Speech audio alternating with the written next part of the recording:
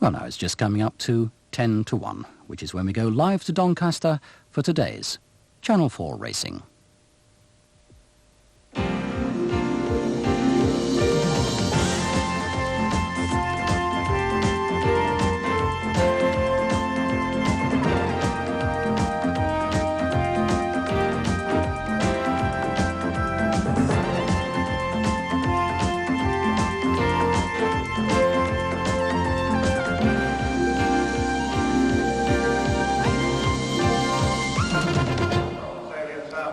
Hello everyone, and it's our last pre-Christmas welcome to Channel 4 Racing, and we've come up with a really lovely day here at Doncaster and some of the best racing of the present and indeed of the past. It was a really horrible day here yesterday and they had a lot of rain, but despite that it's been such a lovely morning.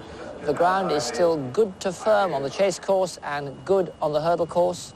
We start our action with the 1 o'clock, the steel plate and sections young chasers qualify. It's for novices over 2.5 miles. Unhappily, 2 of them out, 3-string player and number 5 Wisconsin. That leaves 3 runners. At 1:30, it's the Sheeler's Cottage handicap chase. 3.25 miles, 4 runners, including the Hennessy starters, Mr. Frisk and High Age Grey. At 2 o'clock, the Yeb and Creeder Economy 7 handicap hurdle, 2.5 miles and 13 runners, headed by Jeremy Glover's Green Step.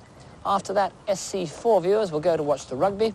We stay here for a really good novices chase, the Freebooter novices chase, named like the Sheeler's Cottage chase after one of Neville Crump's 3 Grand National winners and some real crack novices like No Harm Done.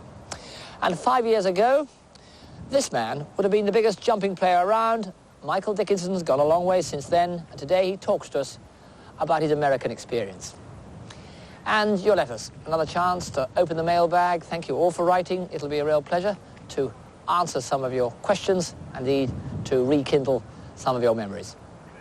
Well, it was a very light betting day here yesterday, but I think with the crowds here, I think we'll have more business today. And looking ahead to the tissue, that's the bookmakers' forecast of how they'll bet. But in the 1:30, they put High Edge Grey in at 11 to 10. And it was 3rd in the race last year that's just coming up behind Stay on Tracks. 11 to 8 against Mr. Frisk, who won this race, of course, last year, and 9 to 2 Sam Da Vinci. In the 2 o'clock, there's been money this morning for number 4, Sheer Nectar at 9 to 2. 4 to 1 favourite, number 2, Norton Warrior. But we've got an each-way steamer here, number 8, Johnston's Glory. Now, the owner, Peter Hopkins, and trainer Josh Gifford have just won the first at Cheltenham with Green Willow, a 7 to 1 chance. And there's been some clever betting has been going round for this Johnston's Glory. First time out, I don't reckon it'll be far away. And in the 2:30, No Harm Done's put in at 5 to 4 with 2 to 1 Biloxi Blues, 9 to 4 Canford Palm. And of course, Canford Palm beat Vickers Landing 7 lengths at Kempton, and Vickers Landing is now a 2 to 1 on chance in our first race in our race coming up. That's in the early betting. Now, we've already had a race here. That was a 12:30 in the cellar. There were 2 non-runners here. Number 19, Cara Muffin, was out, and number 20, Keep Mum. There was bits and pieces for number 18, Say No, from 33 to 1 into 12 to 1. But certainly the punters weren't keeping Mum about number 1, Good Point. On his last 4 races, all of them sellers. He was back down from 6 to 4 on, down to 7 to 4 on to make it a nap hand. Bets are 3,250 to win 2,000 and 1,200 to 800, 600 to 400, 650 to 400. But for the bookmakers, clearly Good Point was going to be their only loser.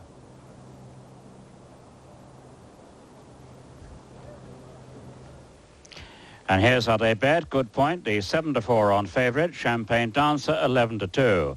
Snake Eye, 9 to 1. Lord de Montfort, 10 to 1. Say No at 12 to 1 with Campsie Spring and Sailor Sonnet both on 20s, and 25 to 1 Bardos.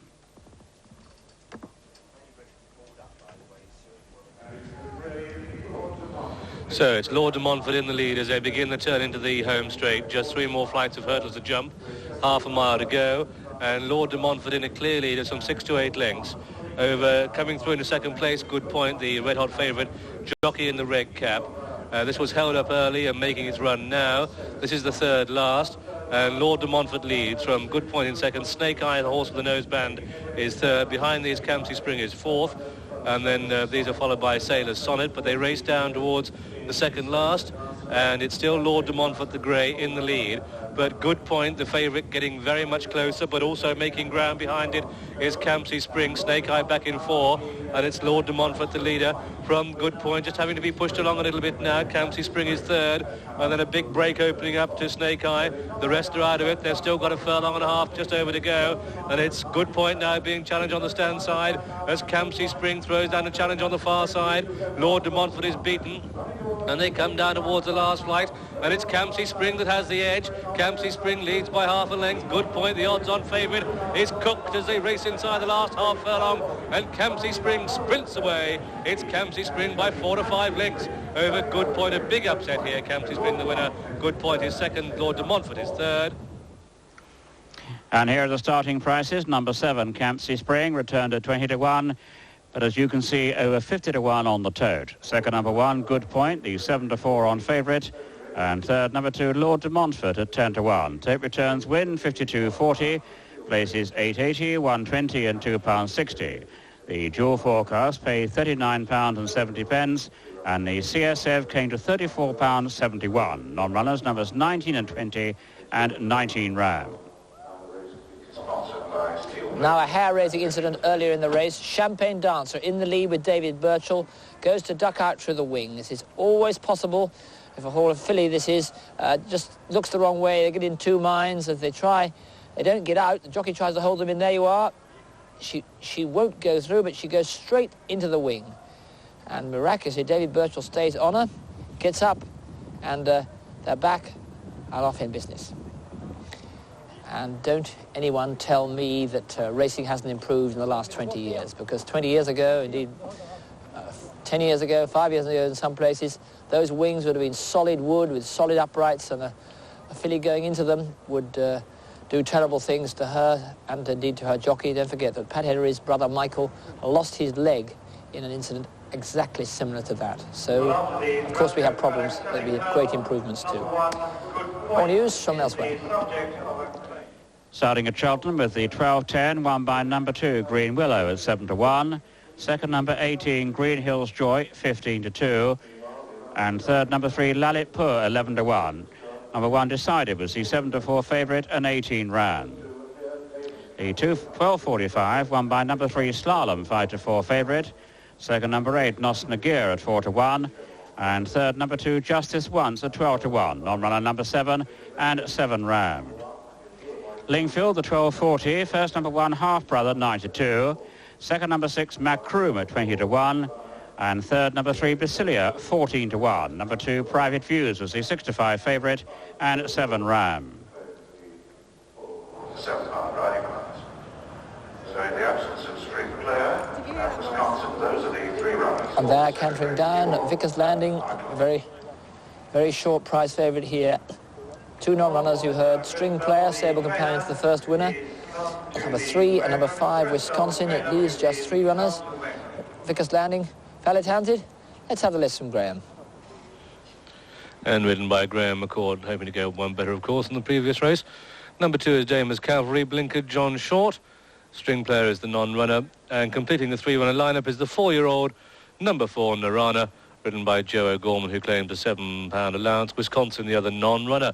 Just 3 line up for this 2.5-mile novices chase, in which they jump 15 fences. Well, this favourite on the right is 9 to 4 on, I understand. But as John Oaksey and particularly John Frankham will know very well, a novice chaser, odds on, is always something you want to get over with rather than just saying, let's just go and help ourselves.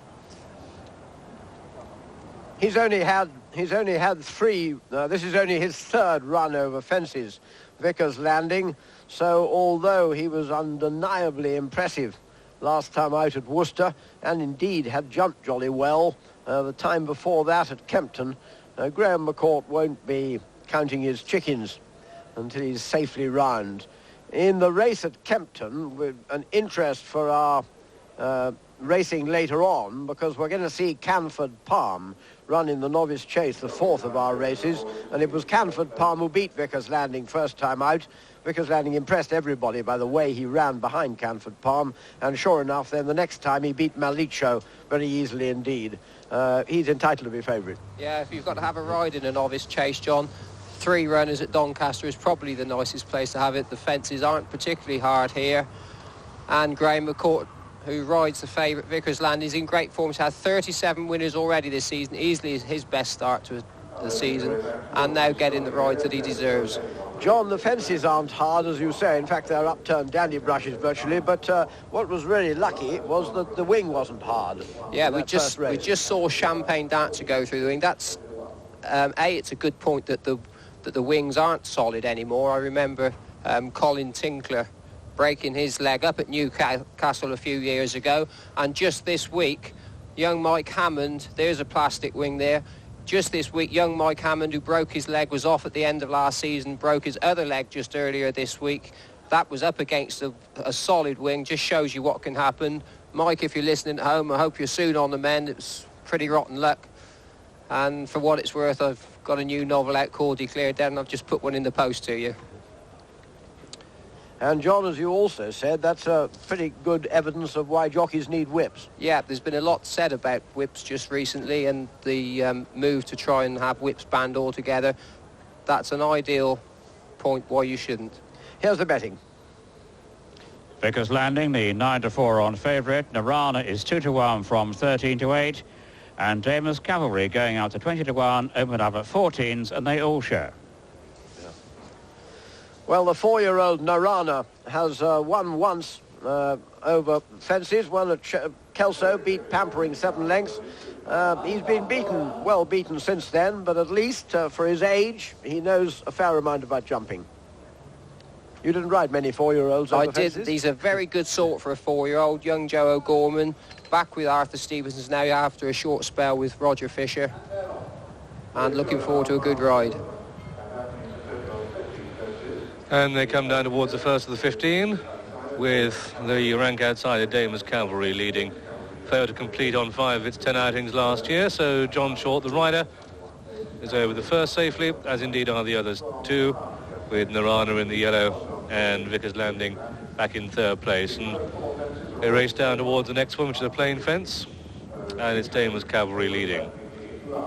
Damer's Cavalry, the leader, comes to it and brushes through it. Well, as we've said, these are probably the easiest fences in England, I should say. I don't know, John, what do you think? Is it a good thing for young horses to run over fences as soft as this? I don't think so. I think the stiffer they are, the better horses jump. Once they realise they can brush through a fence, they tend to do it. And when they go to Ascot and places, they find things very different and usually pay the penalty. Vickers Landing here, Graham McCourt had him settled behind early. He used to be a very hard puller last year when he was trained by Toby Balding, and he's just taken a little bit of a grip there. Graham's just got him settled in front. And unfortunately, when you get 3 runners, you don't get the strong gallop that you often wish that you could get, and probably find he's going to get a much better ride now. He's just let him pull his way to the front. Won a novice chase at Worcester last time and has a penalty to carry today, but just the 2 opponents, Damer's Cavalry and Narana, back in 2nd and 3rd. Now they've got 3 fences to jump in fairly close succession here. They come down towards the water jump, but Vickers Landing is the 9-4 on favourite. Narana, the back marker, is 2nd in the market, and the rank outsider is Damer's Cavalry. And quite a short run as they come to the 6th. This is the plain fence.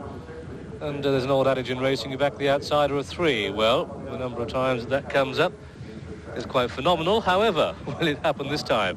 The next one they take is an open ditch. This is the 7th.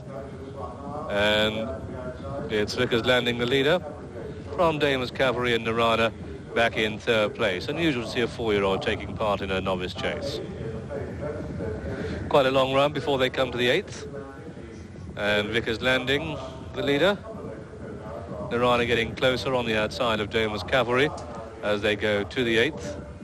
And they come into it now. And no change in the order. Vickers Landing just bowling along. It must, Johns, be a tremendous feeling on a horse going well in a novice chase and jumping well. Yes, none of these 3 have been jumping all that badly. John Short's having a perfectly good ride on Damer's Cavalry. In fact, judging by his past form, Damer's Cavalry is rising above himself, really. He's pulled up quite often in the past and fallen once. But at this stage, he's going perfectly well and giving John a comfy ride. Yeah, he's having a good ride. Vickers Landing's been jumping okay. Just looked a little bit flippant at the fence before that one. Just didn't take quite as much notice of it as I think he should have done. And that's a prime example of the fences not quite being stiff enough. And the ditch just coming up now. Good jump there by all three, all very safe. I think you'd have enjoyed riding any of them over that, John. I would, and the sunshine makes a difference too. Makes you feel a bit braver. I don't know if it makes you feel braver, but if you're walking back, it's certainly a lot better. Damer's Cavalry just hit that. That's the 11th. They've begin the turn into the home straight, and they've still got over half a mile to go. Vickers Landing in the lead from Damer's Cavalry in second place. And Nirana on the outside is third as they level up for home. 4 more to jump. Vickers Landing the leader. Graham McCourt, the jockey, comes to it, 4 out. Just fiddles it and again goes to the top of it. Nirana just gets a smack on the stand side, coming to deliver its challenge. And on the far side, Damer's Cavalry being rousted along as they've got 3 more to jump. And Vickers Landing the leader. This is 3 out, comes to it. And jumped it as well as he is, in fact better than the majority of the others he's taken, and he opens up by 6 to 8 lengths, and it's Vickers Landing with 2 to jump. Nirana under pressure in second. Damer's Cavalry drops away to be third. £300 for third place prize money though, 2 out. Vickers Landing is over it. Nirana is second. Damer's Cavalry is over in third, and they've only got 1 more fence to jump, or at least Vickers Landing has, coming down towards the 15th, and it's Vickers Landing coming to it, 8 to 10 lengths clear, comes to it and jumps it well. Nirana is second, and the third is about to jump it, and he does so. So the order of finishing for this Steel Plate and Sexton's Young Chasers qualifier is that the first horse home, just approaching the post now, the winner, number 1, Vickers Landing second, number 4, Nirana, and just about to complete for third place, and £307, thank you very much, is number 2, Damer's Cavalry.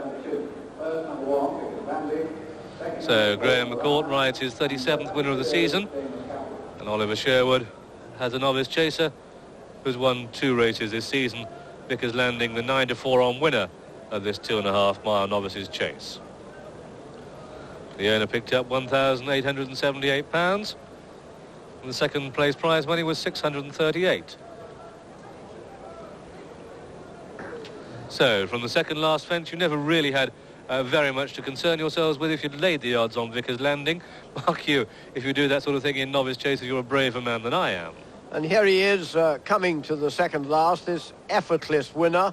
But as you can see, he really only just have to bend your knees to get over these fences. I just hope he hasn't learned too many bad habits. Yeah, he's won a long way, this horse, but I wasn't particularly impressed with his jumping, Johnny. But he jumped much better at Kempton when I watched him earlier this season.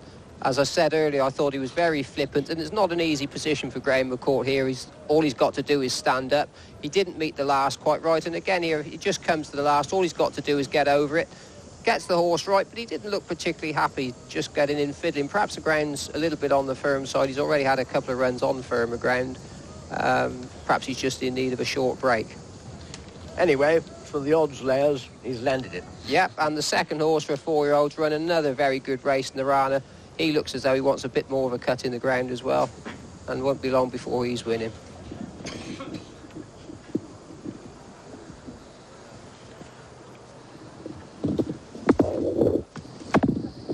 Vickers Landing there, return the 9 to 4 on favourite. Quite a few punters bet 2 to 1 on. 2,000 to win 1 twice, 1,000 to 500 3 times, and 1,200 to 6 twice.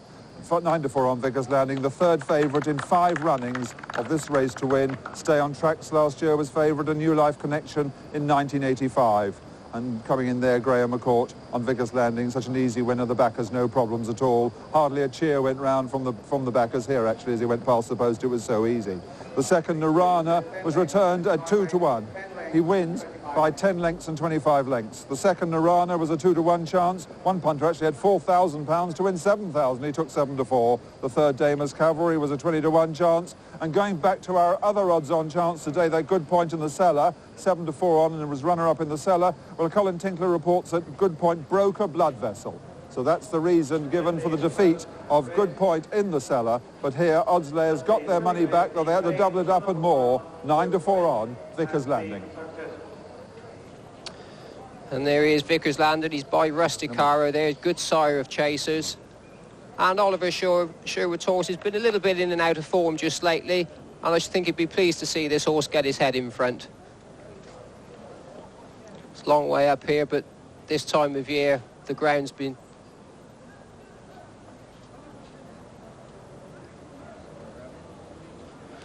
Well, there he is. Let's have a look at his starting price. First number 1, Vickers Landing, the 9-4 on favourite. Second number 4, Narana, 2-1. And third number 2, Damer's Cavalry, 20-1. The tape returns win £1.30. The dual forecast came to £1.10, and the CSO paid £1.59. Non-runners numbers 3 and 5, and 3 ran. At Toaster, the 12.45, first number 10, Moorestown Rambler, 16-1. Second number 16, Answers Please, at 33-1. And third number 5, High Chateau, at 9-2. Number 7, Jazzy Jumper, was the 2-1 favourite, and 17 ran. And just had a word with Graham McCorton. He said that the horse's casual jumping was really more the lack of competition than anything else. Obviously, the soft fences have a fair bit to it as well, but he didn't think that it was anything more than that. It is difficult when you have it, what is in a sense a bit of a bloodless victory. Still, it's a victory. They're always sweet. Incidentally, good point, despite the odds-on favourite for this seller, despite breaking that blood vessel, he was claimed for £7,000 by Peter Evans of Grantham. So the Tinkler team have lost that one. And now, John Oaksey. For some of your letters, ladies and gentlemen, and the first one I have is from Michael Gray of Kirkton Avenue, Blantyre in Scotland.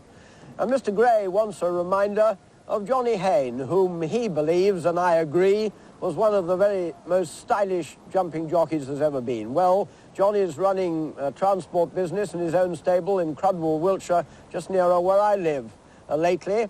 But here he is on Flashbulb, Mr. Gray, up against another great stylist, David Mould, in the Purbright Handicap Chase at Sandown in 1969. Tony Cook is the commentator. All helps, 2 fences to go, slightly uphill, and they're coming to the second last now. Ballycine over from Flashbulb second, and the tiring his lordship. I think we can count him out now, but Flashbulb and Ballycine are making a real race of it, and Flashbulb, I think, shows a fraction in front as they come to the last. It all depends how they jump this one, and Flashbulb has a clear advantage there and lands a length clear. He jumped that one so much better. 150 yards to go, and it's Flashbulb now 2 lengths clear of Ballycine, and that's how they're going to stay, with his lordship well back in third place. And that's how they go as they come up to the line, with Flashbulb the winner, Ballycine second. 2 great stylists, both Johnny Hayne and David Mould, were, so to speak, flat race bred. David didn't ride on the flat himself, but Johnny Hayne was a very successful apprentice before he started jumping. He always rode short, not quite as short as Andy Turnell. Nevertheless, he rode short and was beautifully with a horse and wonderfully in time with it. A tremendous stylist. I quite agree with Mr. Gray. Well, our next letter is from Mr. N.J. Watson of Central Avenue, Levershume, Lancashire, and he's very complimentary about most of the members of the Channel 4 team until he gets to me, and then he says, while recognizing the contribution made by John Oaksey, I do find his numerous mistakes and inability to interpret the form rather irritating.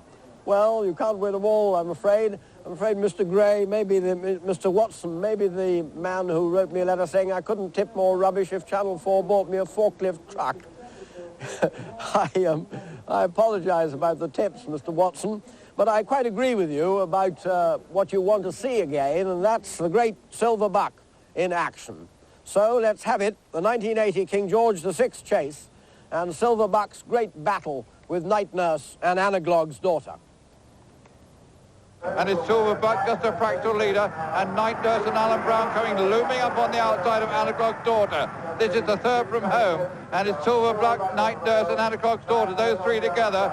And Night Nurse just made a mistake there. They're running now towards the second last, and it's Silver Buck, Night Nurse and Anna Glog's daughter. That's the leading 3. They're clear of Diamond Edge, 2 to go, and Silver Buck over in the lead, but only just from Night Nurse under pressure. Anna Glog's daughter fighting back hard to get on terms. and so they're running now towards the final bend. It's Night Nurse on the near side taking on Silverbuck, who still has the lead. They're coming towards the final bend.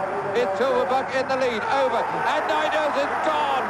Oh my word, he hit the top of that one. And the clock daughter now fighting back.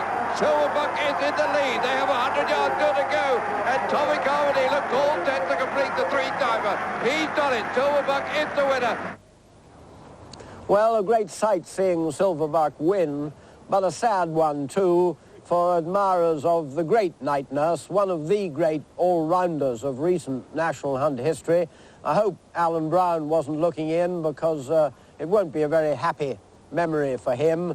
Those two awful mistakes, one at the third last and one at the last. I think without any doubt Night Nurse would have won if he'd managed to complete a clear round. Nevertheless, Silverbuck did win, and Brough will be talking later on to his brilliantly successful trainer, Michael Dickinson. Back to Brough now. He's coming back, you know. And with me, Ronnie Began, who, of course, knows Michael from way back, don't you, Ronnie? Yes, that's right. I was trying to spread some rumours around on Wednesday at Catterick that he was coming back to train, and Graham Bradley and I were going to share the rides, make things a little bit easier. We used to go to sort of places like Carlisle on a Monday with one ride and ride one winner. I think it was a bad day. But times have changed, and here we are, Brough. Well, times have changed, but times are better, because it's been a very, very bad year for accidents for all sorts of jockeys, and really a real tragic accident this week for Mike Hammond. And you, of course, had your own problems with a bad back injury. Yes, Brough, I've been quite lucky over the past sort of 4 or 5 years. I mean, really, the vertebrae problem I've had, I crushed 2 and fractured 1 at Devon on the 14th of August, and it's taken some time to come back, understandably, but I've been very lucky. I think, basically, as jump jockeys go, you can get a run, and inevitably you get one bad injury throughout your career, no matter what, if you're lucky. Of course, Ronnie, the two places you cannot accumulate injuries on are 1, the head, and 2, the back. How much of a concern was it when you first were taken away in the ambulance? Because, let's be clear about it, if one damages one's back, there's always the danger of some sort of permanent injury and paralysis. How fearful were you when it started? Well, to begin with, when I hit the ground first, I thought my back was broken, I really did. And it was very worrying for the first couple of days, until they re-x-rayed me after about a week. They realised that the damage wasn't quite as serious as they originally thought. So I was very lucky, really. How did you feel during those first 48 hours when you thought there might be permanent damage? Well, terrible, really. I mean, all sorts of things flash through your mind, and it makes life a bit easier now. You appreciate the finer things in life, like putting your socks on in the morning and bending down to tie your shoelaces. It makes you appreciate life a bit more. And it's great to be alive, and we should appreciate it, I think. But, Ronnie, many people will say, sure, you appreciate being alive, you appreciate being able to tie up your shoelaces, but why take the risk of going out and doing your back in again? Well, I love what I do, and I've ridden as an amateur for 4 or 5 years, and there is no money in jump racing, as you're well aware, and we do it because we love it, really. How long will you go on for it? I mean, this is getting rather philosophical discussion. We'll liven it up in a minute, but how long do you, as a jump jockey, did you ever set out saying, I'll ride till I'm 30, ride till I'm 35, or what was the plan? Well, I mean, Brough, are you looking for early retirement yourself? Do you want someone to replace you on Channel 4 or what? I mean, I really don't know. But in the perfect world, you'd probably like to go on till you're sort of 32, 35 possibly. I think John was the ideal candidate, the way things went really well for him, and he got out at the right time, and I think he's sort of like a martyr to us all. Well, John's surviving, but the big issue that's been around this year, indeed this week even for jockeys, is the use of the whip. You have indeed have with you a felt-covered whip. The end is felt-covered. Let's have a look at this, everybody, because one of the arguments put to the stewards yesterday at Cheltenham was that I understand Graham Bradley's suggestion that jockeys should all have felt-covered whips.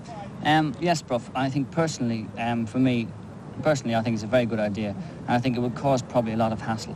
I think 90% of the jockeys riding, or shall we say 80% of the jockeys riding right now, are actually using these sticks, and I think probably it would help a lot more if they were made compulsory. It'd make things a little bit easier.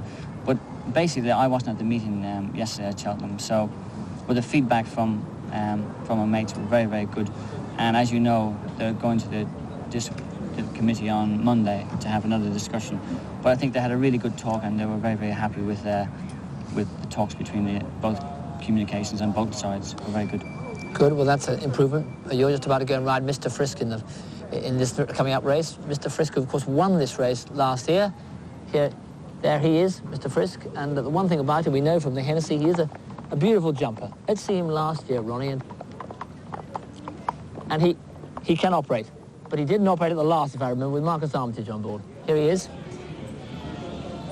Coming to this is either second or the last. If he makes a bad mistake, it's the last. Watch this. Whoosh. Oh. Now, let's ask you a practical question. Having seen that, you know very well how soft the Doncaster fences can be. Will you have that in your head, that he can just take a liberty? Well, I think Brough, basically, he's a very good jumper, and touch wood, if I can sit on him and hold on to the reins and try and help him as much as I can, I'm sure he's very good. It'll only be my fault if he doesn't jump very well. At that point, we'll leave you. Good luck. Thank you, Ronnie. Cheers. Ronnie Beggan. And now, how goes it for the betting ring? John McCririck. The very early betting here puts High Edge Grey in an 11-10 favourite, with 5-4 Mr. Frisk to win it for the second time. Sam Da Vinci's a 4-1 chance, and Covent Garden is 20-1. And those of you who are thinking of having a short price High Edge Grey will remember a couple of years ago when Wayward Lad was beaten. You remember Wayward Lad was caught on the run-in by Burnt Oak, and they backed Burnt Oak that day. So it should be a good race. Here's Ronnie Beggan coming in, so he'll be in time. Go on, off you go, Ronnie. Good luck, old chap. Good luck, Ronnie Beggan. And we'll have a result before we go over to the paddock. And it's Yes Beef and Lingfield, the 110, won by number 12, Take Issue at 20-1. Second, number 9, Santella Bulkies, the 11-8 on favourite. And third, number 13, Viking Venture at 20-1 and 15 run.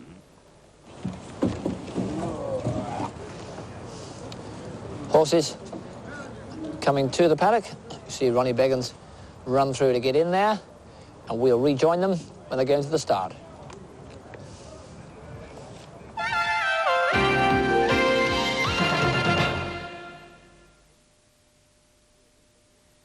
At Stowe's of Chelsea, we judge a good wine by its nose. Grapes first planted by the Romans produced the robust nose for our Côte du Rhône village. From the Sèvres Maine comes our crisp and flowery Muscadet. From Bordeaux, our superior claret with its generous bouquet. From Germany, our fragrant Bereich Bernkastel, wonderful chill.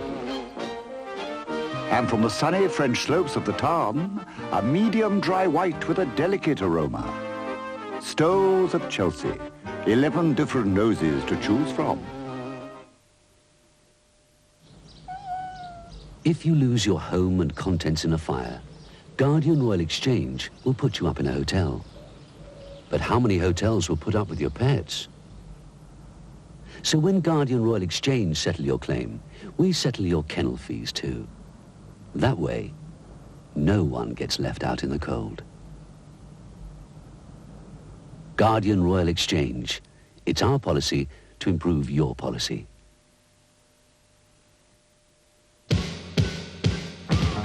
Here's a message to the whole UK. They're drinking our hobbies in the US of A. From New York to the San Francisco Bay, they're drinking our hobbies in a whole new way. Cold and low from the bridge or on the rocks, chilled and frosty anytime you want. Dallas all the way to New Orleans. The Yanks are hot for my Bristol cream. The best of Britain, the cream of UK, is now the hit of the USA. This is the listening bank, yes? Yes, it is. Good. I'd like a new kind of bank account. A new kind of? Bank account, yes. First, if I write a cheque that's a little over my balance... Yes? I'd like it cashed. Cashed? Yes, cashed. A free overdraft of £250 should do it. Free overdraft? Free overdraft. And none of those acidic letters, right? Right. I also want interest on my current account. Interest on current account? And preferential consideration for larger overdrafts. Preferential? That's 1F. 1F. There's now a new kind of bank account for a new kind of customer. Vector from Midland. Oh, yes. And finally, no bank charges. No bank charges. But how can we make an honest profit? I'll pay a simple monthly fee, fixed in advance. Right? Right. Thanks for listening. Have a nice day. Vector from Midland, a new kind of bank account for a new kind of customer.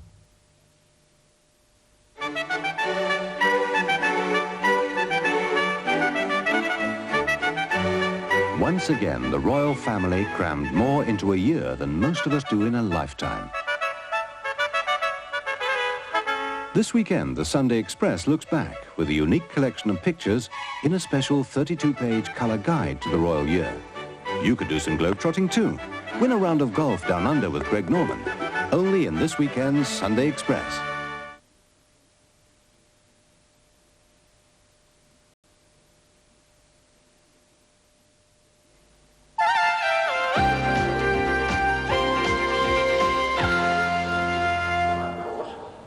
Back here, the horses are cantering down for a race in memory of one of Neville Crump's Grand National winners, Sheila's Cottage. Triumphed in 1948.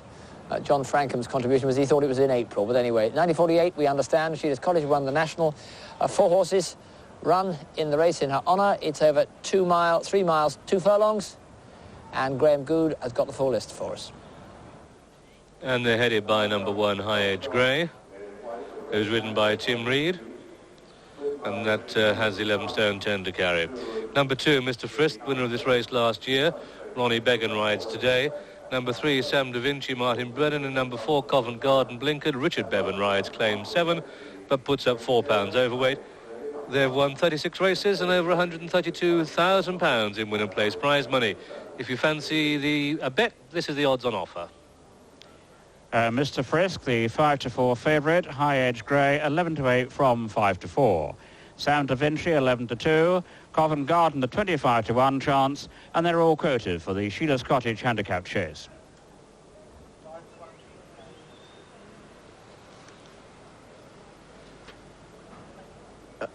And there's High Edge Grey and Tim Reed on the left of our picture.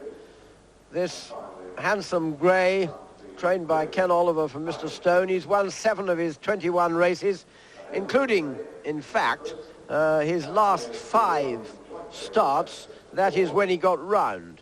Last time out, in fact, he was still going well when he fell in the Hennessy. As a matter of fact, he was slightly behind Mr. Frisk when he fell, but probably, well, we don't know whether he would have finished behind him. He was going perfectly well in the Hennessy and had won his 5 starts before that.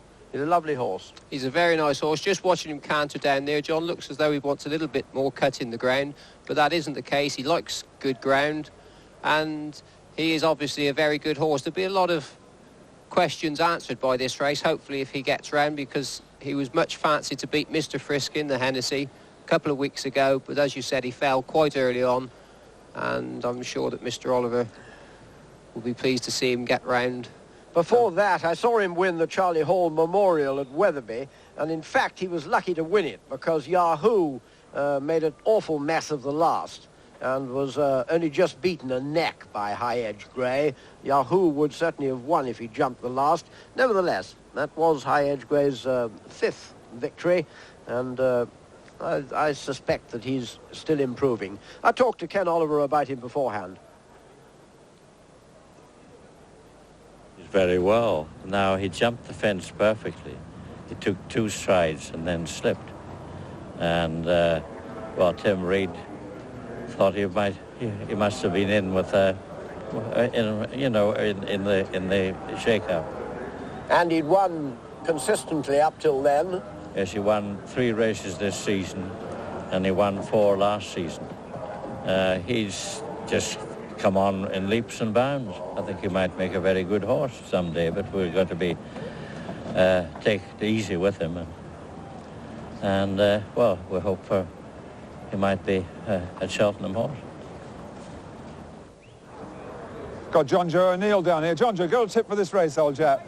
He's walking past me and laughing. Right, High Edge Grey was their favourite, but they flip-flop now, and Mr. Frisk is very good. 5-4 is the best you can get. Most bookmakers are showing 6-5, and some are showing 11-10. So top whack, 5-4. If you want to be on Mr. Frisk, take the 5 to 4, cannot get bigger. High Edge Grey out from 11 to 10 to 6 to 4. They're now calling High Edge Grey. 11 to 2, Sam Da Vinci, and 25 to 1, the Rag Covent Garden. But the money clearly here has been for Mr. Frisk. It's still pretty tight. Wrist 5 to 4. There's Mr. Frisk, last year's winner, number 2, ridden by Ronnie Beggan. Well, a front runner. He didn't get that upset in the paddock beforehand. He's trained in a very odd way, this horse, because Kim Bailey's wife, Tracy, rides him out herself on his own the whole time. It's very difficult to get him just right. She tells me that his blood often goes wrong. He is quite a highly strung horse, but on his day, he's a real good game front runner. Ran a cracking race in the Hennessy a few weeks ago, John. Richard Dunwoody had the ride that day, and he's a very good front-running horse, a very good jumper. He made the odd mistake, as you saw in the VT earlier. That's very rare, and he did very well to get a leg out. He didn't actually look like as he was going to fall at any stage. Sam Da Vinci has also been making mistakes lately, although he's perfectly capable of jumping around this course. He's won 2 of his 8 races this season. Martin Brennan rides him. Good luck to all 4 of them, and there they go. With 3 1/4 miles in front of them, and Mr. Frisk, with his ears pricked the leader as they come to the first. The other 3 line across the track, High Edge Grey and Sam Da Vinci and Covent Garden at the first, and they all jumped it safely, with Mr. Frisk leading at quite a sensible pace for a 3 1/4 mile chase. £7,000 in added prize money here. 4th horse home picks up 275. So if you own a 3 1/4 mile chaser and you're not in this race, ask your trainer why. One would have to fall and you pick up a few £100. However, it's Mr. Frisk, the leader, from High Edge Grey on the inside of Covent Garden and Sam Da Vinci on the outer. I probably told the trainer that he wouldn't want to run it on firm ground. Never mind, it's not that bad. Mr. Frisk, the leader, from High Edge Grey on the inside as they take the second, and Sam Da Vinci and Covent Garden. Covent Garden just going through into second place, or at least sharing it with High Edge Grey as they come down towards the third. And Mr. Frisk a bit slow there, but still the leader. From Sam Da Vinci in second, Covent Garden, the blinkered runner in white blinkers, is third, and the grey, High Edge Grey on the inside is fourth as they take the next plain one. And there's no change in the order, and they race down past the 2 mile start, with Mr. Frisk leading by 3 lengths to Sam Da Vinci and High Edge Grey, and Covent Garden the back marker. So it's Mr. Frisk, who won the race last year, comes down towards the next, 4th, and he skips over it. Covent Garden just goes through the top of it. Under 2 miles to race. And that was the 5th, in fact. This is the 6th. And it's Mr. Frisk on the inside. Oh, dear. Jumped that all right, John. Yes, so far it's a nice old married man's pace, John. Yeah, it's a married man's gallop. Mr. Frisk really could do with a little bit of company. I think he's just a little bit cold up in front. Ronnie Beggan's having a good ride on him. There you see how he fiddles. Very good jumper. And probably could, as I say, do with a little bit of company. Probably just going half a stride faster. Little Covent Garden just in second place. He's 10 years old now. I remember we broke this horse in before we went to Jeremy Trees as a yearling. And he's just running around probably for 4th prize money at least, and hopefully something a little bit better. Needs a bit more cut in the ground really, but he's been a good servant over the years. High Edge Grey jumping beautifully so far as I've seen. I suppose he too might like a little bit more cut in the ground, but looking back down his record, he's won on all sorts of going. I think probably if I was going to have a bet, I'd still want to be on High Edge Grey, but Mr. Frisk still going well. I had a walk round beforehand, John. It's a bit patchy. There's a good cut in the ground in certain places, and then it's a little bit firm. I should imagine from yesterday there's a few horses that have gone home a little bit feeling from yesterday. And Mr. Frisk there, you see, he's not really... didn't put his mind into that. He stood off a long way, landed in the water. Now he's got a bit of company, and you'll probably... Oh! That's Covent Garden. Covent Garden made a very rare mistake there. Hopefully young Richard Bevan's okay. He certainly is. He's on his feet, and so too the horse. And the horse, in fact, is going to jump the open ditch, and he does that safely. But up front, It's Mr. Frisk on the inside. Mr. Frisk on the inside of High Edge Grey and Sam Da Vinci on the outer as they head to what was their first, will be the 12th. And Mr. Frisk with the pace just quickening up a little bit. Mr. Frisk from High Edge Grey and Sam Da Vinci at the 12th. No change in the order. It's over a mile to race and come down towards the 13th. This is the plain fence. And it's Mr. Frisk just going on. Sam Da Vinci's in second. And then High Edge Grey is third. And Richard Bevan walking back after that tumble from Covent Garden. And they head down towards the next plain one. This is the 13th. Mr. Frisk, Sam Da Vinci and High Edge Grey as they come into it. About 25 yards to go. They come into it and the two leaders jump it well. And High Edge Grey just not quite as quick and he's got 11 stone 10 to carry. But here they race down towards the next 14th. This is the ditch. And it's Mr. Frisk on the inside of Sam Da Vinci. And High Edge Grey back in third place. Still got 5 more fences to jump. Mr. Frisk and Sam Da Vinci on the outside of it.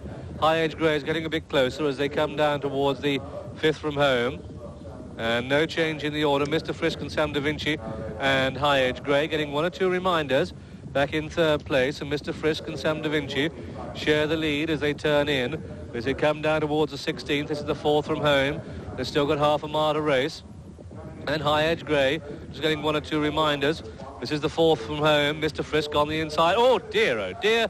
Sam Da Vinci treated that with absolutely no respect at all. I don't know whether you heard the Johns laughing there. But they come down towards the second last and Mr. Frisk comes to it. High Edge Grey on the stand side and Sam Da Vinci in between it. And Mr. Frisk there, 3 out. That Mr. Frisk from Sam Da Vinci under pressure and High Edge Grey looks beaten. They come down towards the second last and Mr. Frisk going on. Sam Da Vinci tries to find more. High Edge Grey is the one that's beaten. 2 out here. Mr. Frisk jumps it well from Sam Da Vinci in second. High Edge Grey. Goose is Cook back in third. They race down towards the final fence and it's Mr. Frisk in the lead from Sam Da Vinci under pressure and trying to stay on. They come down to the last. This is where Mr. Frisk made a mistake last year. This year perfect and leads by 4 lengths from Sam Da Vinci as they race up towards the line. Mr. Frisk holding on from Sam Da Vinci and High Edge Grey and up towards the line. Mr. Frisk ridden out. Ronnie Began rides the winner. Mr. Frisk, the winner of this Sheila's Got His Chase for the second year. Sam Da Vinci is second and High Edge Grey finishes a very tired third. And so the 1, 2, 3 in this Sheila's Got His Chase. In a moment or two, High Edge Grey will come through the picture, but there was the loose horse Covent Garden. There is High Edge Grey. And so the result of this 3 1/4 mile chase, it's a win for the second year in succession for number 2, Mr. Frisk, at 5 to 4, owned by Mrs. Harry Duffy, trained at East Ilsley by Kim Bailey and ridden by Ronnie Began. Second is number 3, Sam Da Vinci, the mount of Martin Brennan. And the third horse home, number 1, High Edge Grey, Tim Reed. Well, for me, he was beaten some way from home. Rather a disappointing run by High Edge Grey. I must say he tired very quickly round the final bend. But just look at this recovery Martin Brennan makes. I think this is the fence. Sam Da Vinci. Oh dear, Sam Da Vinci didn't get up at all. Martin thinks for a moment he's lost a pedal and then hadn't. I think he was trying to hold on to his own foot there. It was very reminiscent of Cavi's Clown in the Gold Cup. And I was tempted to say, well, if that had been a stiffer fence, then Sam Da Vinci wouldn't have stood up. But Cavi's Clown did at Cheltenham.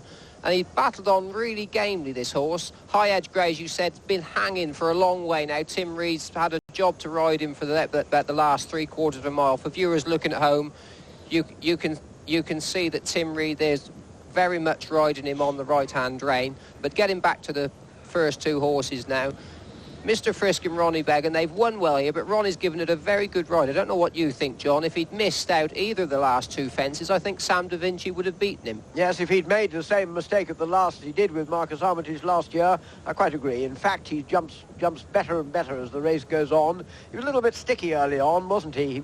All alone in front. But Ronnie has got him really going now. And all credit to Sam Da Vinci, who might easily have been on the floor and runs on really well, but coming to the last, and thank heaven, Mr. Frisk jumps it 6 inches over the top. doesn't touch a twig, and although he's very tired up the run-in, it never really looks as though he's going to be caught. Now, it's a good performance. Sam Da Vinci's a really good servant, wins his races every year. And so, great triumph for the Bailey family, trained by Kim, and ridden out all the time by his wife, Tracy. I think you'd say that he'd got the prettiest work rider in the business this winter. I would think bar none. Tracy's due to have a baby very shortly. There's Kim there, just putting the sweatsheet on him. As I said, his wife Tracy's due to fold down very shortly and seems to look 2 stone better for it.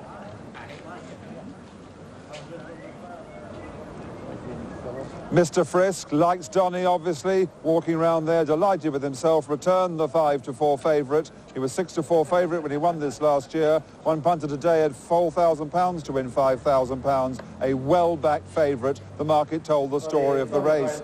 The second horse, that Sam Da Vinci, was an 11-2 chance, did touch 6-1. And High Edge Grey drifted out, the original favourite, drifted out to 6-4. The distance was 2.5 lengths, and a distance that High Edge Grey was beaten. He ran an absolute shocker, that High Edge Grey. That was no surprise down here in the betting ring.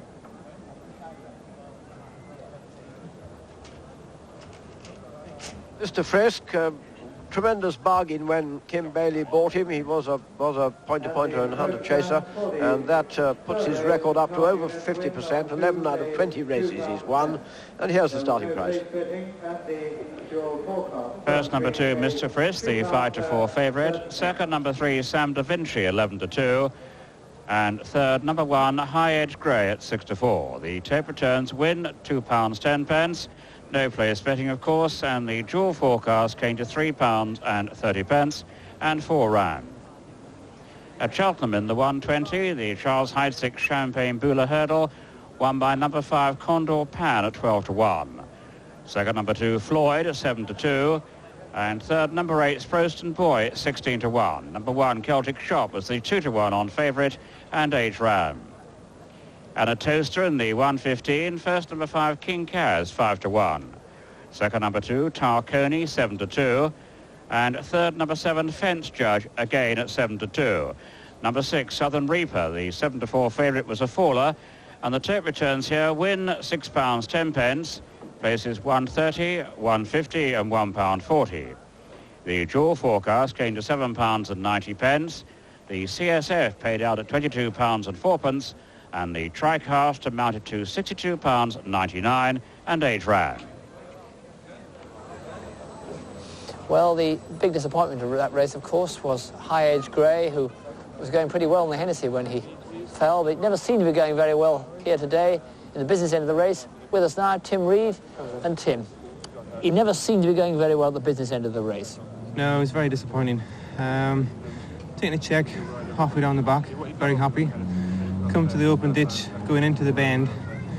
He's jumped it okay, but it's come off the bridle straight away and hanging very, very sadly to the left, all the way from there.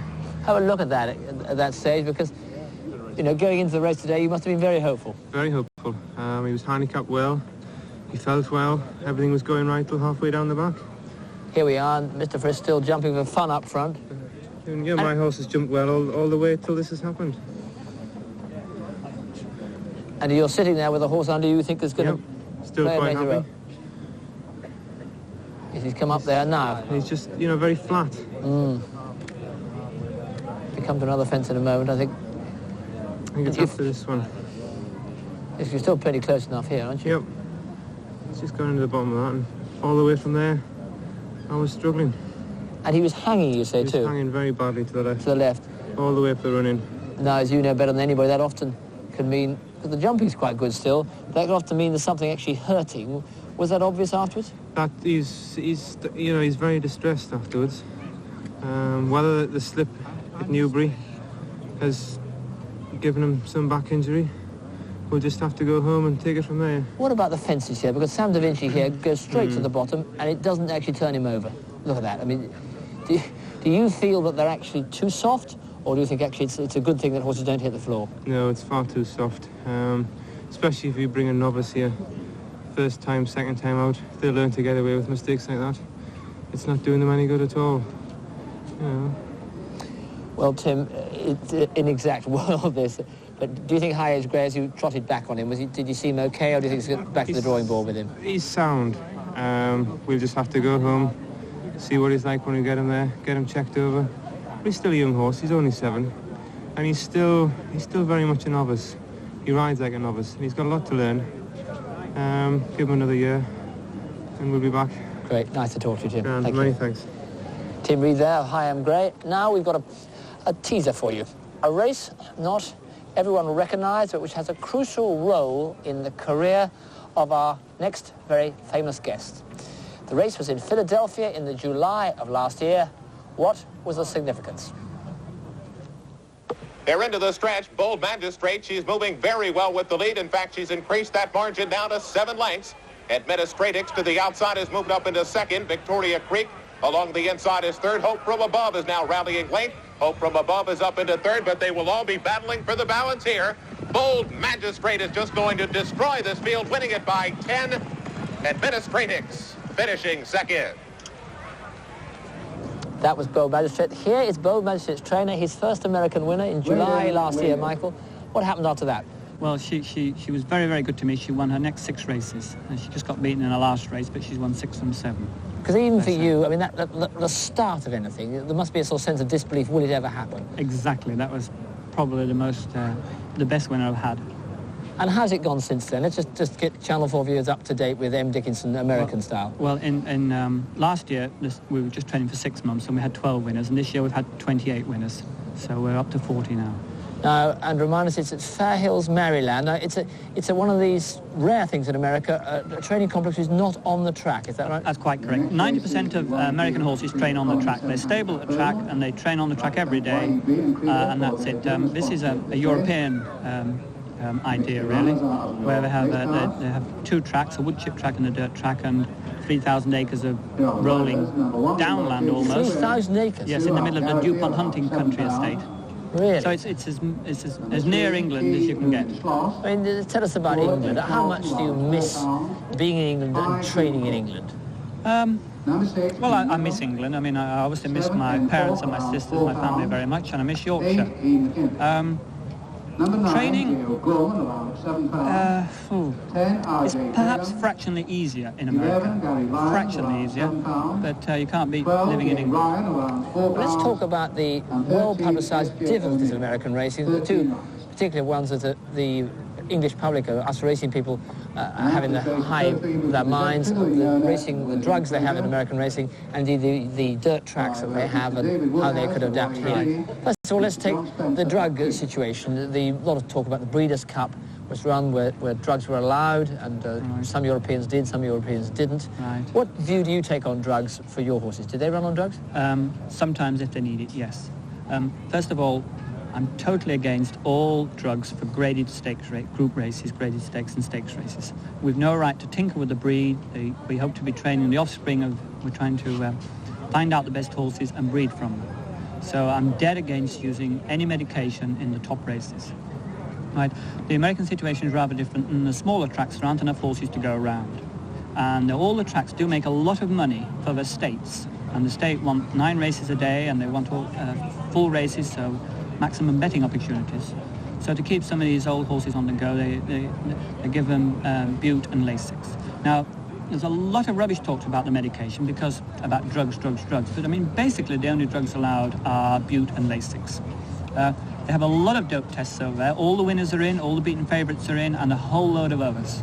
So you're more likely to get dope tested in America than you are in this country. So you haven't gone sort of it's not drug mad Dickinson when you went to America? No, definitely not. So what else? So the only things they are allowed is bute, and you're only allowed that to a certain low level. You're not allowed to give it by the shovelful. Only allowed a very low level. But how much are the courses responsible for doing horses' legs in there? We see going over to Churchill Downs, they had a bad day, and the actual stuff that they're running on are things that you would never dream of racing on here. Right. How hard are the courses on horses' legs? Well, there's nothing wrong with a good dirt track. There's nothing. Dirt, when it's good, is nearly as good as turf. Turf's easily the best, but it's pretty good. In my opinion, the biggest killer are the turns for 2-year-olds. I think a horse is much better trained in Europe, where a 2-year-old hardly ever races or trains round the turn, nearly always on the straight. But once their horses get to free and up, and then they can handle the turns. But I think, in my opinion, that's the killer. What about all-weather tracks? There's a lot of talk in England about having an all-weather track, something different, not dirt track racing, but one of these equi tracks or fibre sand or one of those things. Right. You've had them when you were at Manton. How would they be compared to dirt racing, and would they work as an all-weather surface? Well, speaking as a what used to be a jumping trainer, I mean, you can't beat turf, and turf's the best.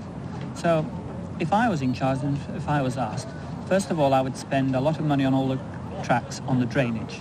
A modern drainage system now can take a Noah's Ark amount of water. So waterlogged courses would almost be a thing of the past. I would give the tracks money to make them wider so they could not always use the same strip, and keep a strip on the inside for frosty days. As we know, very often when a meeting is abandoned through frost, it's only a few frozen places which have been cut up at the last meeting. So if they kept an emergency strip to use after frosty days, that would definitely help. For flat racing, it would just be to keep the betting shops going, wouldn't it, really? And for hurdling. Well, I mean, dirt works quite well in America. Our climate is slightly better than yours, except for January and February, when it gets very, very cold. And all they do, they put lots of salt on the dirt track and keep harrowing it all night. But when I look at horses after they run in a dirt race in America, when it's dirty, sloppy, they say, their whole face is absolutely plastered with mud and filth and everything else, and much worse than a muddy day around here. Yes, but do they inhale a lot of that? I mean, no, it's only cosmetic. And the jockeys look a bit muddy and the horses look a bit muddy, but it soon washes off in 5 minutes. So that's not really a problem. What happens when you get the bad weather in America? How do they get through that? Well, the frost and snow, I've detailed that. The rain, some horses act on a sloppy track very well and some horses don't. And you have to run a horse once or twice to just find out if he acts in the mud or not. How ambitious are you still? We've been burning ambitious. I mean, are you going to be Charlie Whittingham? I mean, Fair Hills, we have, 30 horses now. Trainers don't have very many horses, and they don't have a 200 box yards, do they, like they do in England? Right, well, I'm still ambitious. I'm still very keen. I want to make a success of my flat race training career. I've only got 30 horses at the moment. I would like to have probably 50. And will you stay at Fair Hills? Is that the best place to operate from in America? Definitely, yes. We're in the middle of 11 major racetracks. Fair Hill was placed there, not by accident, but by design. It's the biggest concentration of racetracks in America, so we can ship from track to track. You've already had stakes winners. Any ones for us to look out for next year? Interbucks. He's down training in Florida for the Tropical Park Derby on January the 7th. And he's Kentucky Derby sort of horse? No, he wouldn't be quite good enough for that. But he's the sort of horse who can win $500,000 or $600,000 if things go right. But we're going to go to the big time, all right? Well, I hope so. Michael, a couple of final questions. Firstly, you've been headhunted before. If you were headhunted again to come back to a big English stable, would you do that? No. You wouldn't come back? And now let's go back in time a bit beyond that, because you were telling me when you were at Churchill Downs for the Breeders' Cup, the questions people want to ask were not whether you would go back to England or anything like that, or indeed what you thought about drugs. What they wanted to ask was, how is Wayward Lad? Let's ask on behalf of the Channel 4 viewers, how is Wayward Lad? Wayward Lad is absolutely magnificent. He settled into his new surroundings very well. He goes hunting once or twice a week. It's beautiful hunting country over there.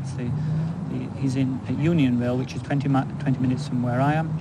And it's the Leicestershire of England, and he just loves it. How old is he now?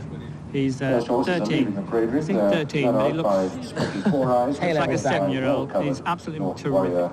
Well, a lot of viewers I know will love seeing him, Michael, and he'll bring back some great memories. Thank you very much, Prof. Nice to be here. Michael Dickinson, a man who saddled so many winners here, he quite forgot how to do it.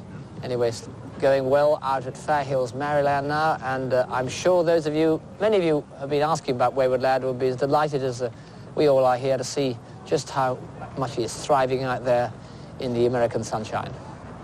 So our next race now, hurdle race, the YEB and Creda Economy 7 handicap hurdle. Did I get the title right? I did. I had to guess it. Got it right in one. 2.5 miles, 13 runners, and here's Graham with the list. Headed by number 1, Green Steps, ridden by John Quinn. Number 2, Norton Warrior, Russ Garrity. 3, Tivian, Tom Luhenschloss. 4 is Sheer Nectar, Tony Charlton. 5, Darko John, Graham McCourt. 6, Christmas Holly, Peter Nevin. 7, Taggio, Nigel Hawke, who claims the 4. Number 8 is Johnson's Glory, Eamon McKinley. Number 9, Lottis Fury, Joe Gorman claims 7. Number 10, Aladdin Sane, Ronnie Began rides at. Number 11 is Well Covered, ridden by Gary Lyon, 6 pounds overweight there. Number 12, Specky Four Eyes, John McLaughlin. And number 13, Stumble, ridden by Seamus O'Neill at 2 pounds overweight.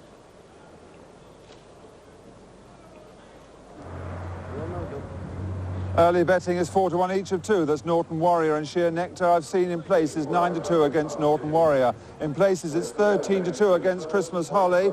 And the day's each-way steamer, that Johnston's Glory. Leslie Steele here put it in at 6-1 Johnston's Glory. It is now an 8-1 chance. But remember, of course, the connection's one with Green Willow. A 7-1 chance in the first at Cheltenham. Well back from 12-1 each way in the offices this morning. It's 7 Lottis Fury, Aladdin Sane, 7-1. Does not refer to me, that lad insane. No jokes, please. And 7-1 against Taggio. But at the moment, it's 4-1 each of 2. Norton Warrior and Sheer Nectar. 8-1 the each-way steamer, Johnston's Glory. And now there's number 6, Christmas Holly. He's been placed in each of his 3 races this season. All of them have been over 2 miles, and it's significant that today is his first run over 2.5 this season. Just watch how strongly he was finishing last month at Newcastle. Aladdin Sane in brown with 3 spots, attempting a quick tumble for Kip Daly and Ronnie Began, who took the previous race. Here is Christmas Holly, just coming through at Newcastle. Antinous, Peter Easterby's very good hurdler, is in the lead. But as you'll see, these 2 draw miles away from the others. And Christmas Holly really rustles Antinous up. He's finished behind him again since then, rather further behind him. But on this occasion, as you can see, there was only just about half a length between them. That was a real good trial by Christmas Holly. As I say, he's finished further behind Antinous since then at Wetherby. But he made quite a bad mistake there, or rather stumbled as he landed over a hurdle, Christmas Holly. And I think that otherwise he would again have run Antinous pretty close. So certainly one with a big chance here, Christmas Holly, ridden by Peter Niven.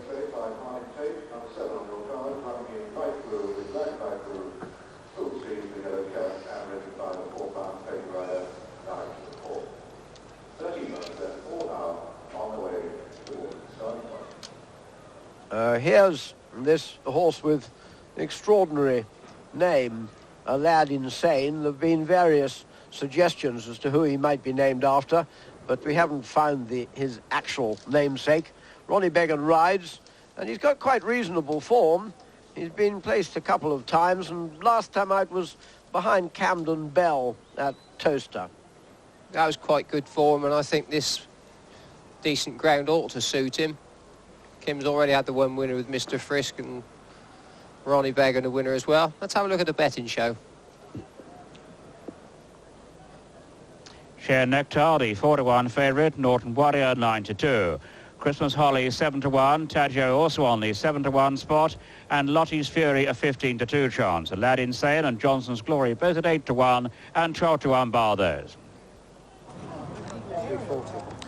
So, Sheer Nectar, the favourite. We'll be back.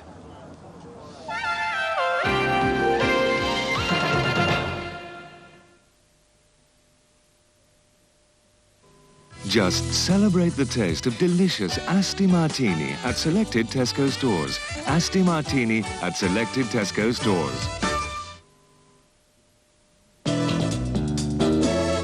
I made the break. If it ain't chocolate break, then you ain't made that break, so make the break. In the beginning, Volkswagen built the Beetle, the original small car. They then built the Golf, the classic, sporty, small car.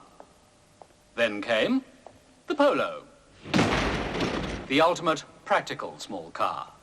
And now, Volkswagen, famous for their great small cars, introduce a great big one.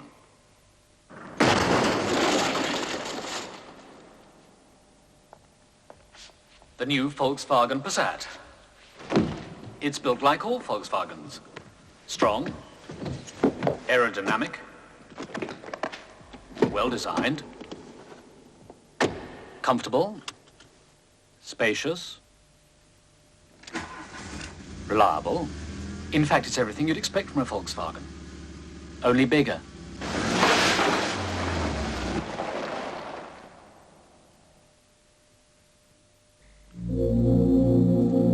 Have you seen the knife that after this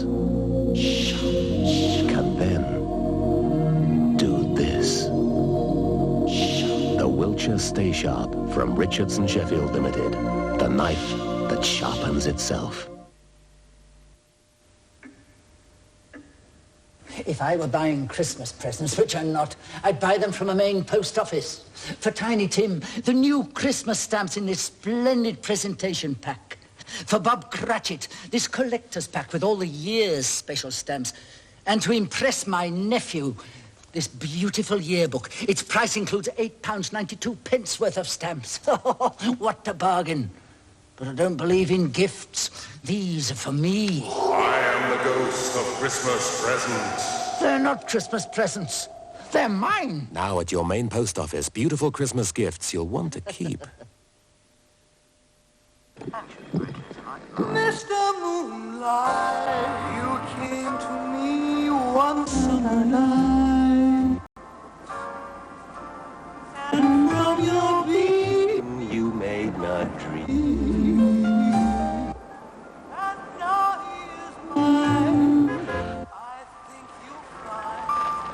Cause we love you. Who is it?